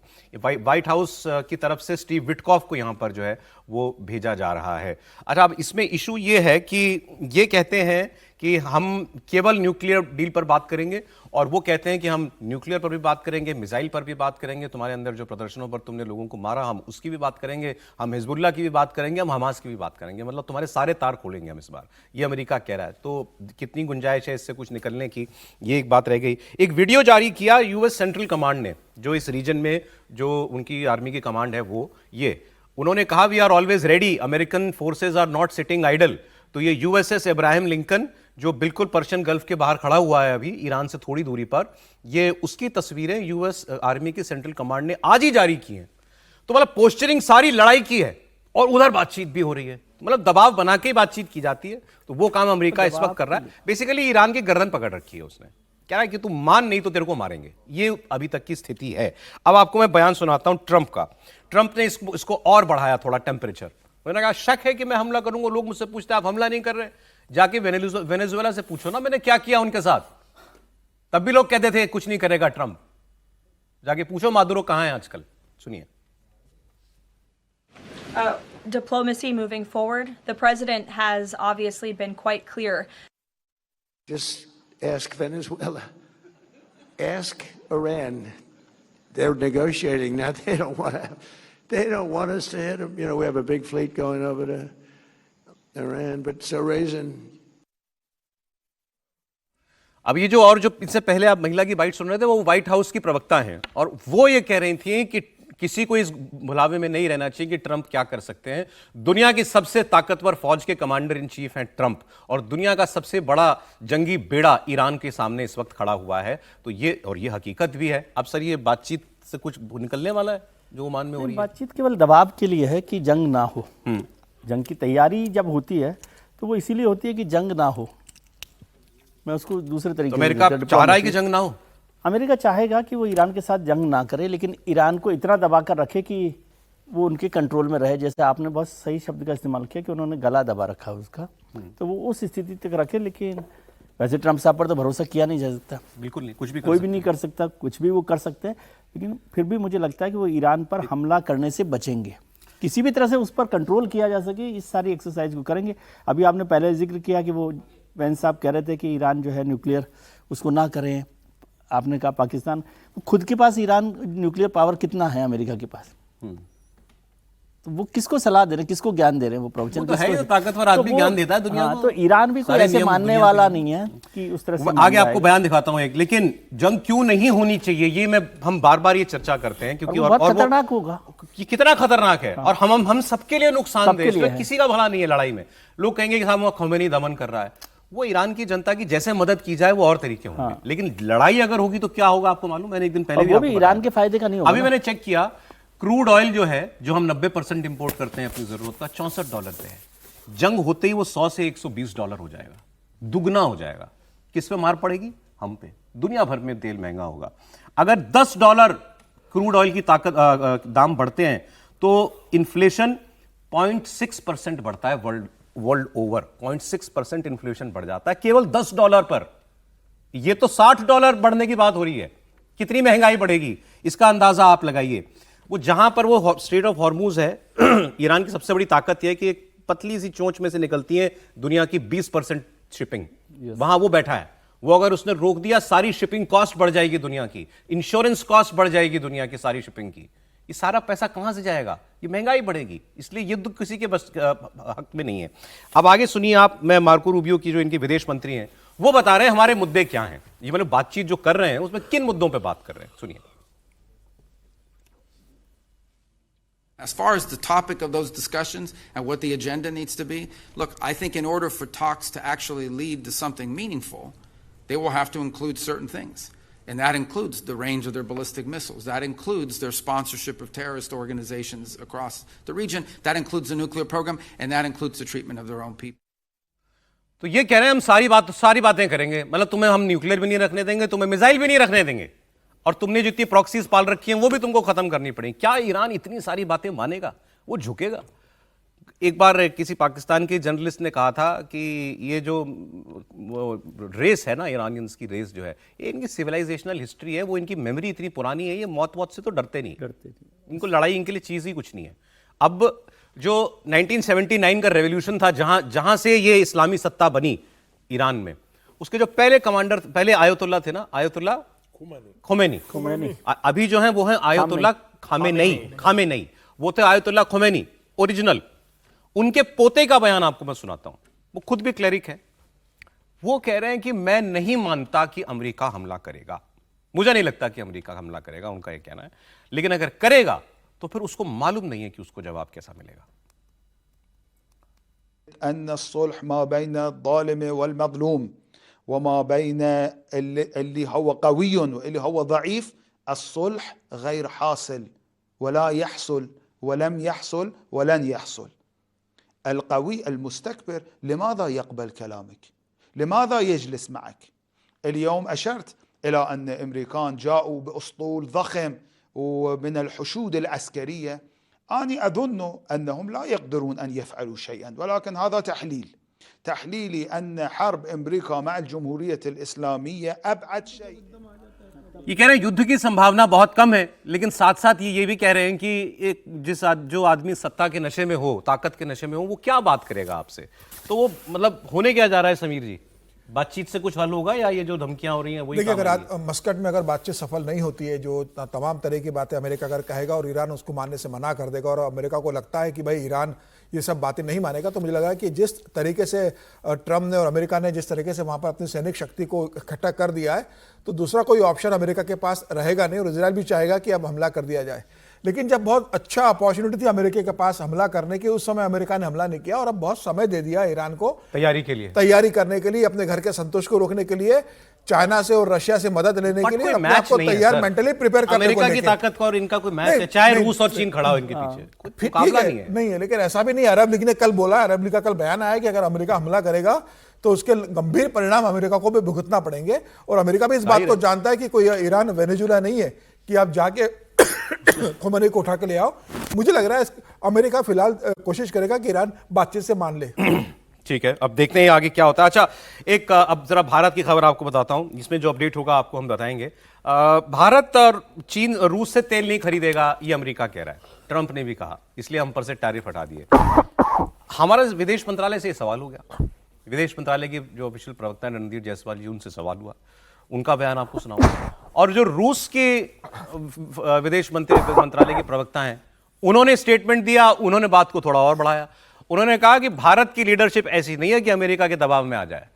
वो साफ पहले कह चुके हैं, मोदी जी ने कहा भी था कि हम जो फैसला करते हैं अपना राष्ट्रहित देख के करते हैं। तो आज रूस कह रहा है कि इंडिया जो करेगा अपना देश का हित समझ के करेगा, वो किसी के दबाव में नहीं आएगा। लेकिन हमारे विदेश मंत्रालय की लाइन क्या है, वो सुनिए आप। भारत की ऊर्जा आपूर्ति के संबंध में भारत ने कई मौकों पर सार्वजनिक रूप से कहा है कि 140 करोड़ भारतीयों का हित, उनकी ऊर्जा सुरक्षा सुनिश्चित करना हमारी सरकार की सर्वोच्च प्राथमिकता है। इस लक्ष्य को प्राप्त करने के लिए बाजार स्थितियों और बदलते अंतर्राष्ट्रीय घटनाक्रमों के अनुरूप अपनी ऊर्जा स्रोतों में विविधता लाना हमारी रणनीति का मूल आधार है। भारत के सभी कदम इस बात को ध्यान में रखकर उठाए गए हैं और भविष्य में भी उठाए जाएंगे। अब इस बयान में कोई क्लैरिटी नहीं है। आपको पता चला कि हमने तेल खरीदना बंद किया या अभी भी खरीद रहे हैं? उस बयान में कुछ नहीं था। यही खैर सर ठीक कह रहे थे कि ये डिप्लोमेट का काम ही ये है कि डिप्लोमेसी की भाषा ऐसी बोलो कि काम निकल जाए और किसी को खबर भी ना लगे। किस्सा छोटा सा सुना दूं मैं। एक राजा का बहुत प्रिय हाथी था, एलिफेंट, वो मर गया। अब किसी की हिम्मत नहीं कि राजा को बताया कि कैसे मर गया है, तो कहा कि भाई जो सबसे समझदार आदमी है वही डिप्लोमेट ही होगा, वो रणदीप जायसवाल जैसा ही होगा। तो उसको भेजा गया। तो उसने कहा कि महाराज वो हाथी जो है कई दिन से कुछ खा पी नहीं रहा। खा पी नहीं रहा। बोले तो उसको कुछ देखिए। बोले नहीं, वो ऐसा लग रहा है हिल डुल नहीं रहा है। तो कैसे करें? तो बोले हिल डुल नहीं रहा तो थोड़ा देखिए उसको। बोले नहीं, लगता है कि वो सांस नहीं ले रहा है। तो राजा ने कहा वो मर गया क्या? बोले सर ये नहीं पता, लेकिन मतलब ऐसा हो रहा है, सांस नहीं ले रहा, सांस नहीं ले रहा। तो वो बात नहीं, तेल की हालत जो है सर, वो अब जरा वो रूसी प्रवक्ता का भी तो सुन लीजिए। इन्होंने हम पे दबाव बना दिया। साहब याद रखना, आपने कहा था हम दबाव में नहीं आते। ये रूसी प्रवक्ता की बात सुनिए। Претензии президента США на право указывать независимым государствам, с кем им торговать, они не новые. Также хорошо известна позиция Индии, которая неоднократно высказывалась руководством этой страны, руководителями Индии и в контактах с российскими коллегами и публично. А именно в вопросах внешнеэкономического сотрудничества Нью-Дели руководствует исключительно национальными интересами, принимая суверенные решения, исходящие из коммерческой целесообразности. У нас нет оснований полагать, что индийские друзья пересмотрели свой подход, по-прежнему убеждены, что закупка Индии российских углеводородов выгодна обеим странам и содействует поддержанию стабильности на международном энергетическом рынке. Мы готовы продолжать тесную кооперацию в этой области с нашими партнерами в Индии. ये कह रहे हैं कि हमें पूरा यकीन है भारत की लीडरशिप ट्रंप के दबाव के आगे, अमेरिका के दबाव के आगे नहीं झुकेगी, और पहले भी उन्होंने फैसले हमेशा अपने देश हित में लिए हैं। अब बताइए साहब, हमारा देश बता नहीं रहा कि तेल खरीदना बंद किया कि नहीं किया? नहीं, देखिए जो डिप्लोमेसी की भाषा है उन्होंने बहुत साफ कह दिया कि हम अपनी ऊर्जा जरूरतों के अनुसार जो भी निर्णय होगा वो हम करते रहेंगे। इसमें एक बात बहुत साफ संकेत है कि भारत आने वाले दिनों में भी अभी भी खरीद रहा है। 12 लाख बैरल जो है वो अभी भी खरीद रहा है।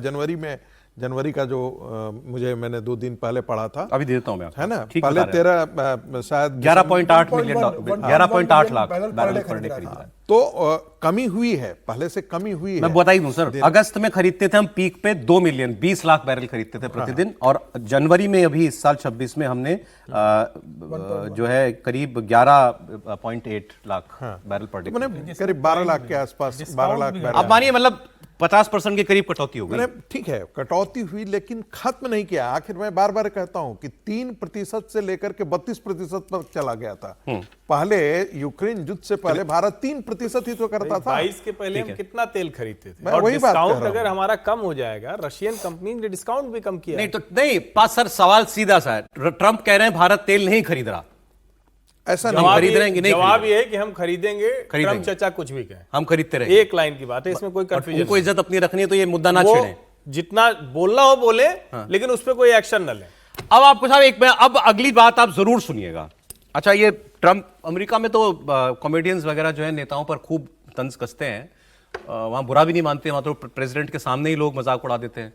तो एक कॉमेडियन इनके हैं, टीवी शो करते हैं, उन्होंने कहा कि हिंदी में अगर साफ साफ कहूं तो भारत ने ट्रंप को, अब जो मर्जी आप शब्द बीच में लगा दीजिए, भारत ने ट्रंप को जो जवाब दिया, बहुत सम्मान दिया। कैसे? आप उनकी भाषा सुनिए। So Trump tried to cook India, but somehow ended up hooked himself. First he goes, I stopped the India-Pakistan war. World said, cool story, bro, no Nobel. Then he goes, India, stop buying oil from Russia. And Indians are like, bro, you are not Iron Man. You are just an orange man. Then he pulls out his favorite weapon, tariffs, 50%, loud, dramatic, orange. And guess what? India still didn't even blink. Even signed a free trade deal with Europe. So now this orange man takes a U-turn and cut tariffs from 25% to 18%. And honestly, that's great news for us. Because instead of making America great again, he was just making America expensive again. तो इन्होंने कहा कि ये India को cook करना चाहते थे. Trump got cooked by India. हमने जंग रुकवाई भारत पाकिस्तान की. भारत ने कहा नो नोबेल, ने टैरिफ लगा दिया. उन्होंने कहा कि भारत ने पलक भी नहीं झपकी और जाके ट्रेड डील कर ली ईयू से. ये अमेरिकन की सोच है. भारत ने जिस तरीके से डील किया है ट्रम्प को, ये बोलिए सर. नहीं, बिल्कुल ये दुरुस्त बात है. और देखिए जो उन्होंने कहा ना कि मेक अमेरिका ग्रेट अगेन की बजाय मेक अमेरिका एक्सपेंसिव अगेन कर दिया, क्योंकि उस टैरिफ की सबसे ज्यादा मार उन्हीं पर पड़ रही थी, यानी अमेरिकन पर पड़ रही थी. अमेरिकी जो इंपोर्टर थे उनके ऊपर पड़ रही थी. तो वो एक बात है. लेकिन जो सबसे बड़ी बात इसमें समझने की है, ट्रंप को लेकर वहां के जो जनप्रतिनिधि हैं, वहां के जो लोग हैं, और तो और कॉमेडियन भी सब समझते हैं ट्रंप चचा का क्या हाल हो गया है. और उसके बावजूद अगर ट्रंप को लगता है कि दुनिया को डिमॉन्स्ट्रेट कर रहे हैं, डिक्टेट कर रहे हैं, अपनी टर्म पर चला रहे हैं, तो खुश रहने को गाली बेख्याल अच्छा है. वरना तो ना आपकी यूरोपीय यूनियन सुनता है, ना ब्रिटेन सुनता है, ना ईरान सुनता है, ना इजराइल सुनता है, और भारत, रशिया और चाइना तो नहीं ही सुनेंगे. क्यों भला वो सुनेंगे? बड़े अच्छे तरीके से इन्होंने सारी चीजें एक्सप्लेन कर दी. पूरा एक साल इन्होंने 1 मिनट में आपको समझा दिया सार. लेकिन पाकिस्तान नहीं समझता. उनको लगता है ट्रंप की चापलूसी करने से ही मिलेगा. भारत ने चापलूसी छोड़िए, ट्रंप की तरफ देखना बंद कर दिया था. मोदी जी ने फोन उठाना बंद कर दिया ट्रंप का. आज हम 18% टैरिफ पे हैं, पाकिस्तान 19% टैरिफ पे है. अब यह हालत हो गई कि पाकिस्तान के लोग अपने चीफ मिनिस्टर को कहते हैं बूट पॉलिशिया, चेरी ब्लॉसम. ये बूट पॉलिश करने वाले हैं ट्रंप के. और वो ट्रंप की गैर मौजूदगी में भी दूसरे देशों के नेताओं के सामने भी ट्रंप की शान के कसीदे पढ़ने के लगे हुए हैं. शहबाज शरीफ, इतनी चापलूसी. देखिए आप. I would also like to congratulate you on accepting this invitation, being member of Board of Peace under President Trump's leadership. And let us hope and pray to Allah Almighty that ये Kazakhstan के राष्ट्रपति ने board of peace join किया, तो ये उनको धन्यवाद दे रहे. भाई, तो पाकिस्तान में आया हुआ है वो राष्ट्रपति दूसरे देश का, तुम अपनी बात करो. वो वहां बधाई दे रहे हैं आपको. बड़ी बधाई, आप ट्रंप के बोर्ड ऑफ पीस में चले गए. बड़ी अच्छी बात है. ये हद है मतलब चापलूसी की. देखिए बेचारा, चापलूसी के कारण ही तो अभी तक यहाँ पर इतना आप न्यूज़ में रोज आप उनका स्मरण करते हैं. उनको रोज हिचकी आती होगी कि रजत शर्मा जी के चैनल पर कम से कम शहबाज शरीफ और मुनीर, इनकी तो दो लोगों की चर्चा हम लोग करते ही हैं. ट्रंप, और वो भी ट्रंप के साथ करते हैं. ये देखिए ना, ये और बात है कि बलूचों की पिटाई भी से इनकी वो भी चर्चा करते हैं. तो पाकिस्तान के पास इसके अतिरिक्त और कोई विकल्प नहीं है. पाकिस्तान न तो आर्थिक तौर पर एक ताकतवर देश है, बेशक वहाँ पर मिलिट्री पावर उन्होंने बना रखा है, लेकिन जब तक आपके पास असला ही नहीं होंगे, टेक्नोलॉजी ही नहीं होगी, तो ये सारे के धरे रह जाएंगे. और भारत ने बार बार दिखाया है, और भारत तो छोड़ दीजिए, बलूच उनको रोज दिखा रहा है कि तुम्हारी औकात क्या है. उनके मिलिट्री को रोज मार रहा है, पीट रहा है, बंधक बना ले रहा है, उनको उनके पोस्ट से खदेड़ दे रहा है. तो ये स्थिति पाकिस्तान की आज की हकीकत है. और पाकिस्तान की आम जनता भी न तो मिलिट्री एस्टेब्लिशमेंट के साथ आज खुश है और न ही पॉलिटिकल एस्टेब्लिशमेंट के साथ हुए. ये और बात है कि वो सड़कों पर निकल करके उस तरह से आंदोलन नहीं कर रहा है जैसा उसे करना सर. एक बहुत छोटा कमेंट आपका. मैं कल एक डेटा देख रहा था, ये इनके ऊपर शायद पाकिस्तान के ऊपर 150 या 160 अरब डॉलर का कर्ज है. उसमें से 70 अरब डॉलर जो है केवल चाइना के देने हैं इन्होंने. तो ये चाइना से इतना दूर जा सकते हैं कि जितनी चापलूसी ट्रंप की करते हैं, क्या ये चीन से दूर जा रहे हैं?